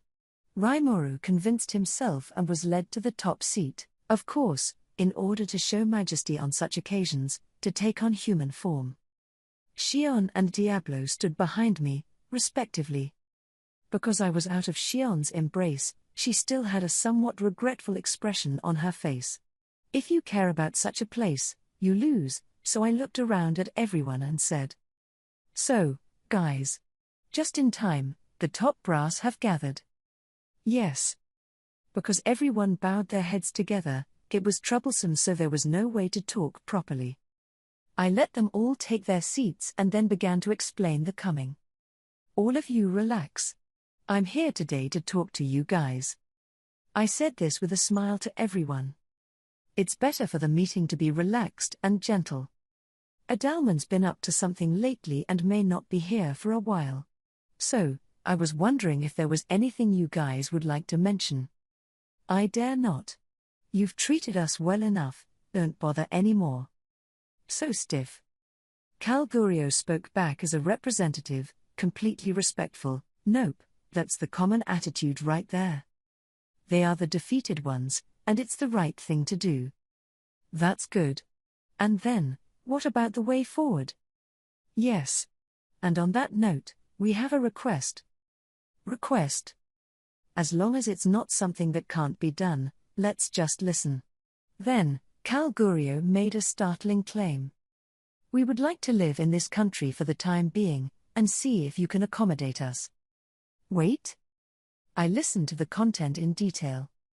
According to Calgurio, it just so happens that right now, they are also discussing the way forward. And then came to the conclusion that even back in the Empire, they would only be killed all over. No, you're going too far. There is no country that kills soldiers who fight for their country just because they are defeated. I couldn't help but gag. However, I think there's no doubt it will turn out that way. Who did you think it was? It was Bonnie. I can't believe it's the same person who attacked us, he said calmly and clearly, nor, according to his account, it can't be completely denied that there is no such possibility. Are you kidding me? It's true. No, wait. If that's true, the earlier statement about suspending military aggression for fear of Veldora's seal being lifted now sounds suspicious, too. Maybe that's my mistake too, and he is actually waiting for the Storm Dragon to come back? What Emperor Rudra was thinking is also hard for me to understand. But, in my humble opinion, His Majesty Rimuru is probably right. This guy, is it really Bonnie? It's like he's being a different person. But then again, is that so? Emperor Rudra's true purpose was not simply to win the war. Instead, the Empire's soldiers were to face off against a strong opponent, so that they could select a strong man who could awaken. It's a big move, beyond the realm of normal human thought. Answer. Very interesting idea. You're an idiot. It's not funny to think of people as experimental material. That being said, the King of Wisdom has that side too. Zijin, for example, is a success story, and it's really kind of scary to think that maybe it's happening to me, too, that I'm being used as a test subject somewhere when I don't know. No such instances have been found.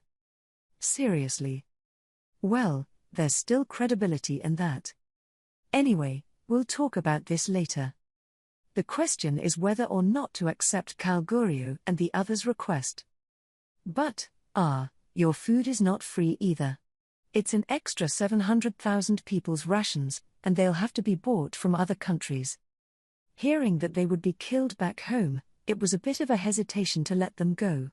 But it is also true that our country has no reason to shelter them. All I have to answer for is my own nationals. I hope they live strong. As much as I want to say so, I can't just leave it at that. If 700,000 professional soldiers had been admitted, the Western countries, led by the Kingdom of Blumond, would not have remained silent. One messed up and unnecessary bloodshed ensued. That being said, it would be too ruthless to let them return. Since I saved their lives, I'll be responsible until the end. There's no way around it, it's better to take them in. But it's not free. In our country, he who does not work does not gain. You can earn your own rations. Is that okay? Nervously holding their breath as they waited for me to answer, the Kalgorio and the others' faces brightened as they listened. That's for sure. At your service. We haven't even said what they're going to do, but they're all looking very energetic. That being the case, I gave them permission to stay here. When all is said and done, it seems to me that capturing captives doesn't mean much to the Empire. Because there was no wartime agreement done, and nothing prescribed. And it seems to me, listening to Bonnie, that there is little use for an armistice bargaining condition. In that case, it would be better to use them as labor. While the stays are undetermined, at least give me some good labor until the war with the Empire is over. I don't know if it will come in handy if it's too short, but I'm still watching more. Hopefully, they'd play some better role. And they weren't about to disobey me either, so just please give them to Geld to let them live for a while. But then again, Geld is, at the moment, still in evolutionary slumber. It's still a while until he awakens, and they should be allowed to do something before then. By the way, are you good at civil engineering? Groups like the military, unexpectedly, have a lot of people who are good at technology. It's still in my past life, but the samurai commanding the building of the castle is still quite famous. Even in modern times, the self-defense forces are active in various disaster relief scenes, and the news has reported active scenes of relief overseas. By the same token, the working forces in Dworgen in this world pride themselves on having a high level of skill. It's plain, but it actually makes a difference. Then again, it is not too much to say that it is because of the presence of the former head of the Dwarven workforce, Kaijin, that a solid foundation has been laid for our country. It was that situation that created the close link between the military and civil engineering technology. Of course, I can confidently say that the Empire's skill level is the highest. Great. In that case, let me show you first. Well, first job. See this destroyed city now, and restore it in its entirety. The materials will be prepared by me, but they'll be in your hands from the design stage. You can do it, right? Since it was broken by them, it is natural for them to fix it. Listening to my request, Kalgorio nodded. As you wish. Kalgorio nodded confidently, and the men who had received the instructions left quickly. That quick and unified feeling is just the kind of man who does his job. The skeletons will also be able to return to work when Adalman awakens, and it's estimated that the rebuilding will be over shortly after. And just like that, the Imperial Army was appointed to the job. The rest of the purpose, then, is simply to gather intelligence. I felt the need to listen to the details, so I picked a few of Kalgorio's men who knew the details and went to the conference room together. The sober subordinates will gather and prepare for a countermeasures meeting. At this moment, the Imperial side should not have sensed their defeat in Kalgorio. Although Yuki should have received information from Misha or Laplace, there was no need to worry too much about leaking it from them. And we, for our part, have mastered the Empire's movements. Ruminers had been informed that 300 airships were on the move across the ocean. Ha! Let's see how I fight him back, she boasted. Although I don't think Ruminers will do it herself, she and I have an agreement. We made a pact that Ruminers would defend against the Imperials attacking from the north. The divine kingdom of Ruberios, the home of the religion, has many paladins and the ability to fight alone. And with the vampire clan as an undercard, handing it to her would be a relief. Even if Ruminers was in crisis, there was still 150,000 Western-equipped troops to go out. In order to be able to respond quickly to unexpected situations, we had been keeping Testaross's men there. What's more, the fact that Hinata is sending out a counterattack is a foolproof solution. However, it is far from being careless. I looked around at the participants and announced the start of the meeting. The participants are the following 17. Secretaries Shion and Diablo. Chief Grand Admiral Benimaru. Those in charge of the administration, Rigid and Kaijin. Chiefs of Army Gable and Gobda. Advisor Hakuru. Sue of the Intelligence Department. I also called in the important reference person, Jidora. The others were Testarossa, Ultima, and Carrera, the 3 demonesses. For their part, the Imperial Army was joined by Calgurio and Minute, along with the duo of Bonnie and Jew. There were 18 of them, including me. Starting with introductions, the Imperial side became speechless when they learned that Diablo and the 3 demon maidens were the primordials. That sight is very stark. I'm sorry, the fault is not with me but with Diablo. Noticing again that there was someone who wanted to spit, I decided to continue the conversation as if nothing had happened. Then I got started. So, just say what you can, huh? After saying that, I began to use physics magic, the Argos, revealing an image of the flying airship troops. As agreed beforehand, Calgurio began to illustrate the current state of the Empire. Looking at the image on the monitor's large screen, the Imperials faltered again. And wherein Calgurio hides his inner emotions, the calm quickly begins to illustrate. From Jidora, I have been informed in partial detail. Although the old man looked like he didn't care about his betrayal at all, Calgurio was a soldier. Odds are, there are also things that can't be said that need to be added from the sidelines by us. He had already been informed of what we knew, so he was asked to add a note on that basis. I see. Then, let me begin to illustrate. Calgurio was more thoughtful and articulate than I expected. There was a unit called the Air Combat Flying Corps in the Mecha Corps led by Calgurio, which had 400 flying airships that were called the newest air combat power. 300 of them were sailed by other legions to the north of the Kingdom of Ingratia. The maximum carrying capacity of each spacecraft is 400 people. It takes 50 men to operate an airship, so one can carry 350 combatants. The same as what I heard from Jidora. The main delivery was the 30,000 Warcraft Legion led by the Imperial Grand Admiral named Gladim. But in fact it seems as if they are 2 by 2 with the wizards who can call them partners, so in essence the number of combatants to be transported is 60,000.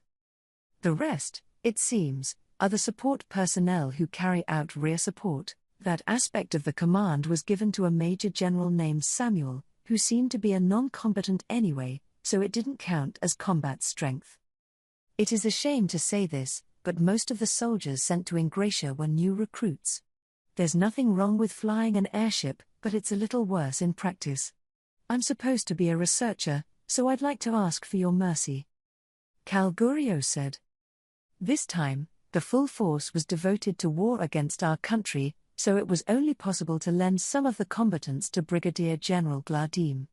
There were about 30,000 auxiliaries, but none of them were even at the magic instructor level, most of them were at the spellcaster level. Then there's the technician who maintains the airship, who wants to keep them alive as long as possible without killing them. You bastard, there's a limit to what you can do. You want us to spare other people's countries when you feel you can't beat them? Shion shouted emotionally, and Calgurio apologized with an iron face upon hearing it. I appeased Shion, but I also felt that Shion was not wrong in what she said. And Calgurio understood exactly what he had said that had gone too far and apologized for his outburst. It's not our job to deal with that. Depending on the circumstances, you may have to give up. Sure, I understand. All things being in accordance with the will of His Majesty Raimaru. It would be possible to consider it if it were possible, but I can't say for sure. My resurrection magic isn't all-powerful either, and depending on the circumstances, it can fail. And, depending on how Ruminus reacts, there may be no room for me to interject. I've heard that the Warcraft Legion led by Gladim is quite threatening, and also has the potential to cause significant damage to Hinata. If that really were to happen, it wouldn't be my turn to pity them. Although, in my opinion, the defense on Rumina's side is quite strong and will never lose. But there are no absolutes in battle, and I don't just give promises to people. That's it, so that's the end of that thread. Next, it's about the eastern city of Dworgen. I switched the Argos display scene. An army of 60,000 men was revealed. There was no sense of tension, loosely lined up. Looking at the tense again Imperial group, I began the instructions. Now, although it's not my wish, I've made an alliance with Yuki. To confront each other like this now is really just an act. I finished. Minute laughed to himself. It's really hard to beat, we've been pried out of the army from the beginning, no wonder we can't win at all. Calgurio nodded with a sniff. That's right, the moment my legion of mechs and Gladim's legion of warcraft disappeared, they pointed straight at the Imperial capital. So, is that the general? A bitter look crawled across the two men's faces knowing that they had not only lost in strength, but even in strategy. However, objections have been raised. That's not right. The Emperor, still left to protect him, I have also said this many times, but again, the Awakened One is an army. Your Highness must have noticed that Yuki was trying to commit a rebellion. Although this was said by Bonnie, the impression he had as Masayuki's follower was too strong, and he was a completely different person. Is this what Bonnie is all about? No. The time I acted with Masayuki was the time when my character had nothing to say. In the face of my off-the-cuff doubts, Bonnie replied in a disciplined manner. He said it was now the attitude of a soldier, and that nature would be more casual. By the way, also told me that he was originally American. Well, 45. What used to be an ordinary student who came to this side and was retaught became the present Bonnie. Although it was insignificant information to him, it made me feel more or less close to him. Well, that seems like a real possibility. I've also heard that the Empire seems to have characters who can kill me, and generally speaking, there's nothing unbelievable about turning this deadly situation around. It's a pain in the ass to think that in this world, quality is more important than quantity. No matter how many battles there are, as long as one can't beat that one will be disastrously defeated. Since that's how we won it too, one also really has to think about what happens when standing in the opposite position. Then let me go and eat them all up. The big Tai sword in Xion's hand spoke boldly. There's no guarantee that anyone will win that way, so of course it's a no. Kyufufufu, then I will do it. Overruled. Although it is impossible to imagine the scenes in which Diablo lost, it was decidedly dismissed. My approach is to stay on the sidelines until an absolute victory situation is created. Only this, just in case, must be kept in mind again. In short, intelligence is important. The number of failures due to inadequate intelligence is truly too great to count. To make sure you don't make the same mistake this time, take a good listen. So, you teamed up with Masayuki so as not to arouse suspicion of approaching me? To be honest, I didn't realize it at all. The attack was really dangerous at the time. I spoke to Bonnie and Ju. It was presumably Damrada's order, but it was a perfect battle even if the King of Wisdom didn't notice. As enemies, they should also be praised. It is clear that there have been several chances to strike so far, but to be able to keep the highest battle power hidden until that decisive moment is something I don't think ordinary people can do. Although we were the better team this time, a mistake could have reversed the situation. If that's the case, you'll be in the Emperor's heart. If the army of the Jura Tempest Federation loses me and Benimaru, it will become a scattered mass of sand to be trampled down by the Empire. I was too confident and careless in the matter. Convinced that the maze was safe. I will remember that in wartime, no matter what time of year, danger is always with us. Me too. Anyone who gets close to Lord Rimuru, I'll be more thorough in finding out about him. Although Benimaru and Sue seem to have been indifferent all along, it wasn't just the two of them that were responsible for this if they really wanted to say it. They were more considerate and alert to the possibilities of the situation than I was. My sense of crisis is so weak, that's something to reflect on. Lord Damrida's order is to protect Masayuki. But I wasn't told the reason, so I guess it's to prevent information leakage. Me too. We are not receiving orders at the same time, but through different channels, in order to prevent our identity from being known. When I received the order to assassinate His Majesty Rimuru, I realized that Bonnie was in the single digits, just like me. Bonnie and Ju also joined the conversation, and they had the right to remain silent, so it was really nice to take the initiative to join the conversation. However, something about what they said made me care, just remembering. No, it was because I had never seen a single digit other than myself that I first learned that she was one when I received the order. Me too. I'm afraid only the chief and deputy chiefs know the identity of the other single digits.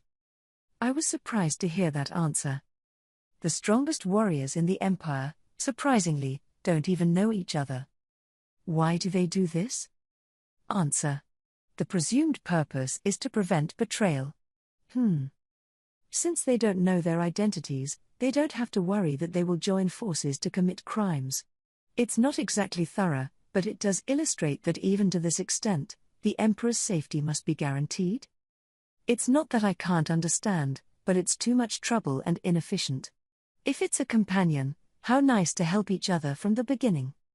As I finished thus, Ghidorah smiled bitterly and declared his opinion. Lord Rimuru, may I have your permission to speak disrespectfully? Of course, I'm glad to hear that. That would be rude, Ghidorah said. While Lord Rimuru's idea is wonderful, it can also be said to be lacking in consideration. This old man was well aware of Damrida, a man of great cunning, who never trusted his own men and was extremely cautious in character. Sure enough, as the King of Wisdom had expected, it was to prevent betrayal. I heard that he is one of the leaders of the Big Three, a secret association, and he only believes in money, which is just like the rumors. And who he really is he in the single digits? I haven't seen it, but he sounds like a dangerous guy, and from the way he's trying to assassinate Ghidorah, I think there's no doubt he's in the single digits. Moreover, he was able to command Bonnie and Ju. Could Damrida be the captain? I asked so, but Ghidorah denied it. No, Damrida must be the deputy chief. In my opinion, the chief is definitely Tatsuya Kondo. This man seems to be the director of Imperial Intelligence, one of the men Ghidorah is guarding. It was a man who even Ghidorah himself said not to know much. Thus, although intelligence was scarce, Ghidorah had some certainty about Damrida's identity as a result of the determination of his true identity. The Imperial group had already entered the abandonment mode. Bonnie and Ju felt that since they were both at this point, then there was no hidden meaning and spoke out favorable information. As Ghidorah had envisioned, Damrida was the deputy commander of the Imperial Order of the Emperor, second in the sequence. While it's not known if Kondo is the captain or not, there's no doubt that Damrida is a big man. Good job, Ghidorah. I thought of it this way, and then listened while I did.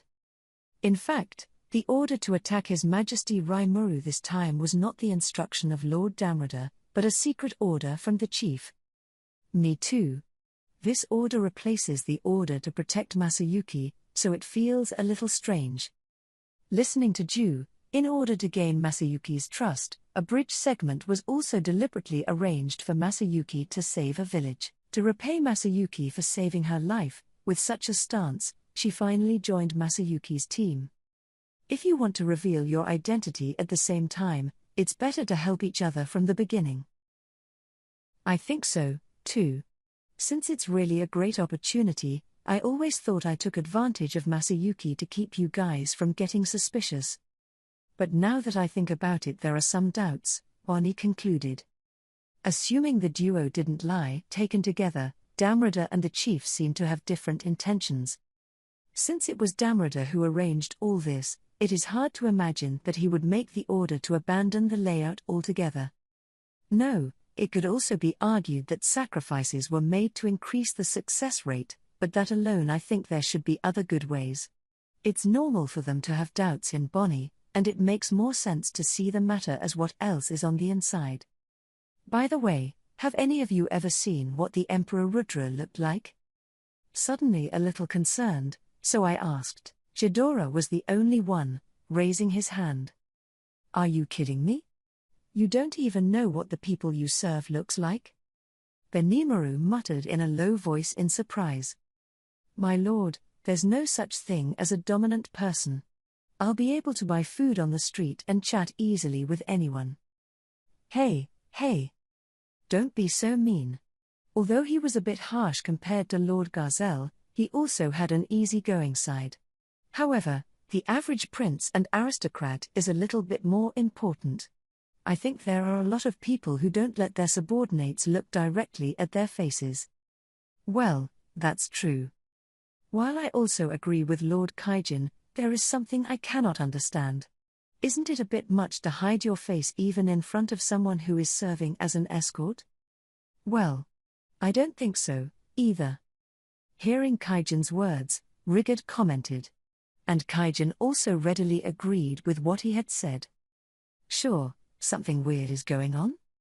It's not so much strange as it is abnormal. Your name is Bonnie, and I have a question for you.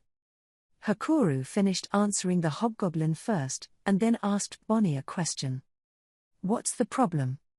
You are in the position of guarding the Emperor, why don't you even know what he looks like? So how exactly is the monarch to be protected?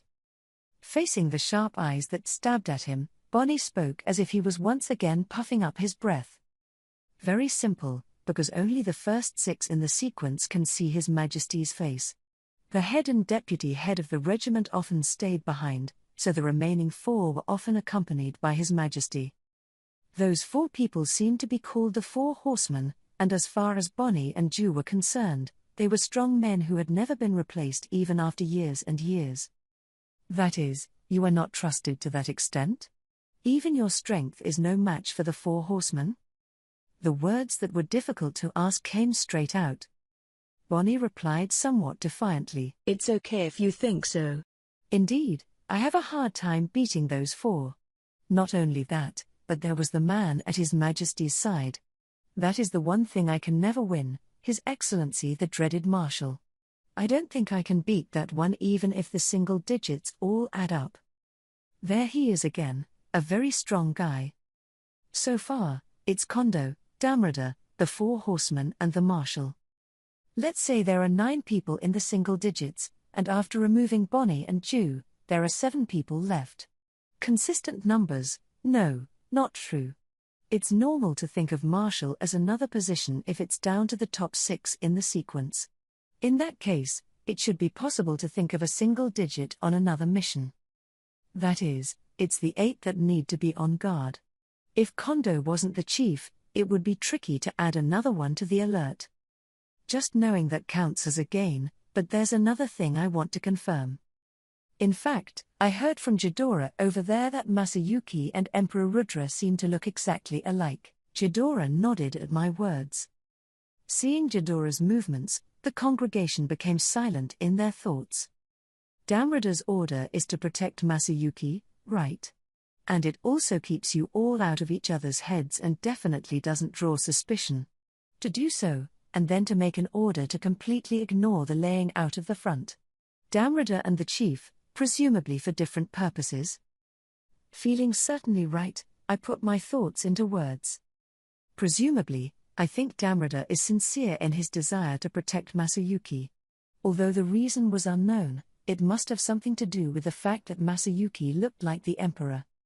You just said you used Masayuki, right? Yes.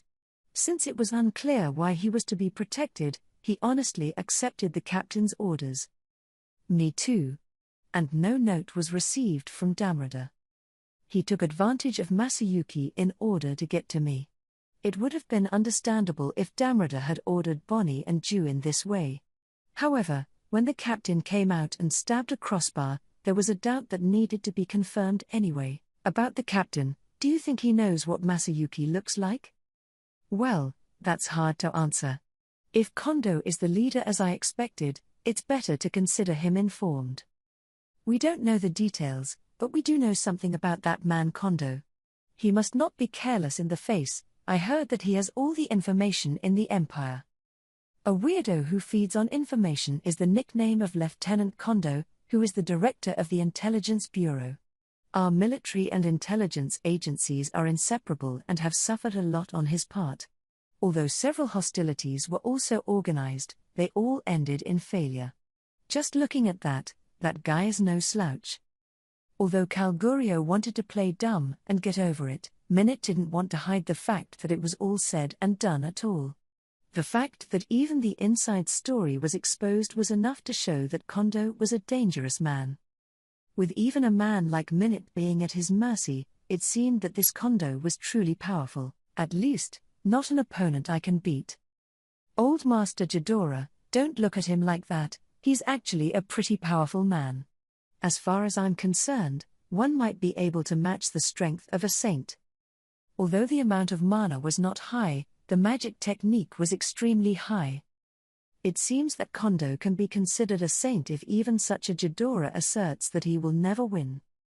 That is to say, a strongman equal to Hinata and King Gazelle. By the way, Bonnie and Ju had also been saints before, and Calgurio had also awakened. Then Ghidorah who can't use their ultimate skills can't beat them. Anyway, it was better to figure out that Kondo was very strong, and since he was known as the Information Eater, it was better to think that he already knew about Masayuki. If Kondo knew about Masayuki, then he would have had other intentions than Damrada. At that time, Bonnie's attack had no regard for Masayuki's life and death. It's contradictory to Damrada's orders. Hearing me out, Bonnie said with some difficulty. In fact, I received an order from the chief that Masayuki was useless in getting rid of him. From the point of view of Bonnie and Ju, a friendship had been formed during the journey with Masayuki, and they were still hesitant to kill him. So, they scheduled to talk about Masayuki's treatment after settling me. Just hide him. If not, use magic to erase his memory. Anyway, it's decided for now. It's just that it's not safe. Though a little sorry for him, let's match him with an escort in recent times. Sue, is it okay to leave it to you? Yes, sir. Well, that's how the shadow can be trusted. It can be seen that the intentions of the Damrada and the chief are different. Wanting to protect Masayuki's people and those who want to kill him. Although the reason for this is unknown, it is indeed opposed to each other. Yeah. If it's organic in here, it's earned. It's not that optimistic, but it is good news to know that the enemy is not of one mind. I'd say it's good news, right? Since it is difficult to identify the enemy and me, we can only see them all as enemies. To get a better sense of that, just hear the details again. Already clear about Bonnie and them, next wanted to understand the factions within the Empire. That being said, it's not about the army, but at least the movement of those who are in the upper echelons, those who have extreme powers. So, tell me about the single digits. When I finished, Bonnie nodded. Yes. We are in the single digits, which is only 9 at any given time. Something like brushing off acquaintances is also possible in order to be able to ensure that the stronger ones get into the sequence. That is, there isn't a big difference in the strength at the end? So it's not unusual for the 9th and 10th places to be interchangeable? Hearing my question, Bonnie shook his head in denial. The sequence 11 is the auxiliary to the single digits, while the sequence 10 is called the reserve, but this is only temporary and they take over when the single digits fall off. There seems to be an insurmountable wall between the 9 and the 10, presumably because of the relationship between the infinite power. In other words, it is only after awakening and acquiring the ultimate skill that they are first recognized as single digits. Incidentally, the Bonnie sequence has 7 digits and the Ju sequence has 9. The men to be alerted are a sequence of 1 to 6, and a sequence of 8, plus the marshal, at least 8 more. Concerning the Damrada faction, it seems that they are not clear to Bonnie. They don't even know who the other single digits are, so I don't think any of this is a lie. I'd like to know the information outside of the members, so look forward to hearing something useful. The 10 members of the sequence, who are in reserve, basically stay in their home countries and stand by in case of any emergency. Then, the sequence of Knights of the Near Guard under 11 is usually a trio of 3 in common form, responsible for solving some large events. According to Bonnie's instructions, the 10th place in the sequence was quite strong, just that they hadn't acquired an ultimate skill, which might be able to match the awakened Demon Lord. The difference in strength between the remaining 90 Near Guard Knights, up to the 20th position, and below the 30th position, was equally as high as a wall. Even so, those who were able to enter the Imperial Emperor's Order of the Near Guard had at least reached the immortal rank. Some of them are close to the strength of the Saints, and if the Empire of the East is out in force, they are strong enough to wage a war against the plural demons at the same time. What are you talking about?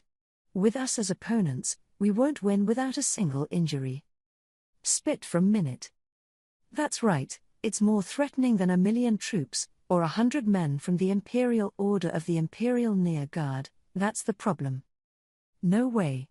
The so-called Imperial Army is nothing more than a show of strength for outsiders to see, and for those who can't understand the foolishness of what is truly powerful, there must be some violent device that can be seen with the eyes, Bonnie finished with a sigh.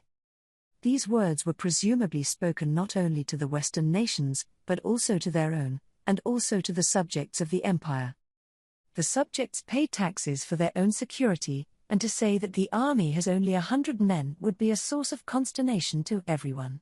Even knowing it would be of little use, it still made sense to put together such a large number of troops. One more thing, you can care less about the numbers on offense, but the numbers are necessary when you play defense. The more points there are, the more people are needed. In this respect, the imperial approach can also be said to be justified.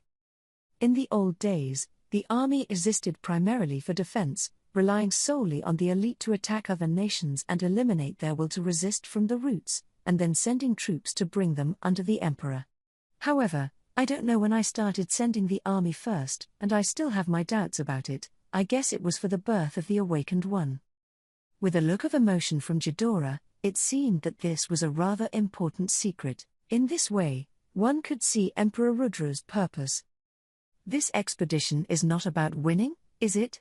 In fact, Lord Calgurio has awakened, and there are several others that are about to awaken, and using this war to increase the number of pawns in his hands is the real purpose of Emperor Rudra. Benimaru and I agreed, stating our opinions. Bonnie nodded, spilling out the situation. This expedition, there are several with signs of awakening.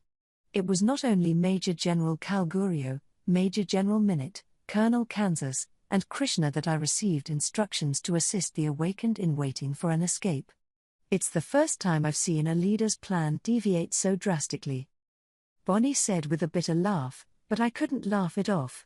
If so many people had awakened, it wouldn't have been so easy to get into a hard fight. And, now that it has been made clear that the purpose of the Empire is to create the awakened, it means that we have been wrong in our judgment so far. I also thought that the Empire started this war because they were sure they could defeat both us and the Western states. This included the King of Wisdom, who had the same prediction as I was, and I thought I hadn't been wrong in my thinking. The definition failed due to insufficient intelligence. To ensure completeness, adopting a redefinition. I was slightly feeling the King of Wisdom seem a little ashamed. Oops, it's too much to ask to decipher to that extent, and I wouldn't mention such an outrageous request. Don't mind this time, just learn from the experience and improve next time. Understood. Reassessment of intelligence to avoid omissions. It's up to you, really. For future actions of the Empire, the predictions of the King of Wisdom can be used as a reference. Now, let's get the information we have together. Rudra is collecting awakened strengths, and although he doesn't want to admit it, I think that something like Bonnie and Ju, whom he conferred ultimate abilities, should be doable. The 8-star demon lords, including me, and the famous heroes of the Western states, must gather enough people to defeat them all at the same time, so that they can control the world. What I said, Benimaru and Diablo and others agreed. I agree, it's really tricky. That's why there's this idea that it doesn't matter to anyone other than the awakened, isn't it? Indeed. Human beings are fragile, but with the ultimate skills, they can fight with us in pairs. What can I do? We don't think it's funny either. Well, that's good. If it works, let's just do it. But then, fighting will become boring. Q-fu-fu-fu, what an ancient way of thinking, Testarossa. For those who do not have a corresponding ability, we just don't use the ability either. With this thought, I've acquired the ultimate skill. What did you say? Isn't that a bit of a trick? You can't run away. The jealousy of those who have not acquired power is delicious. I ignored him because I didn't want Guy to feel that way. Diablo is really capricious. I thought he was agreeing with me, but as a result, the topic got more and more off-kilter, and I had to hurry to stop Diablo's rampage, and the aura around Testarossa and the girls started to get restless. Back to the point, according to Lord Rimuru, the Empire's purpose is to select the strong, right? I also agree with his lordship. There were also strong men like King Garzel, Hinata, and Her Majesty Elmesia. It was because of the guardianship of these overlords that the world was able to maintain the balance of war power. Waiting to collect enough to break the balance before starting a formal attack is something I can understand. Rigget and Kaijin understood my thinking very well.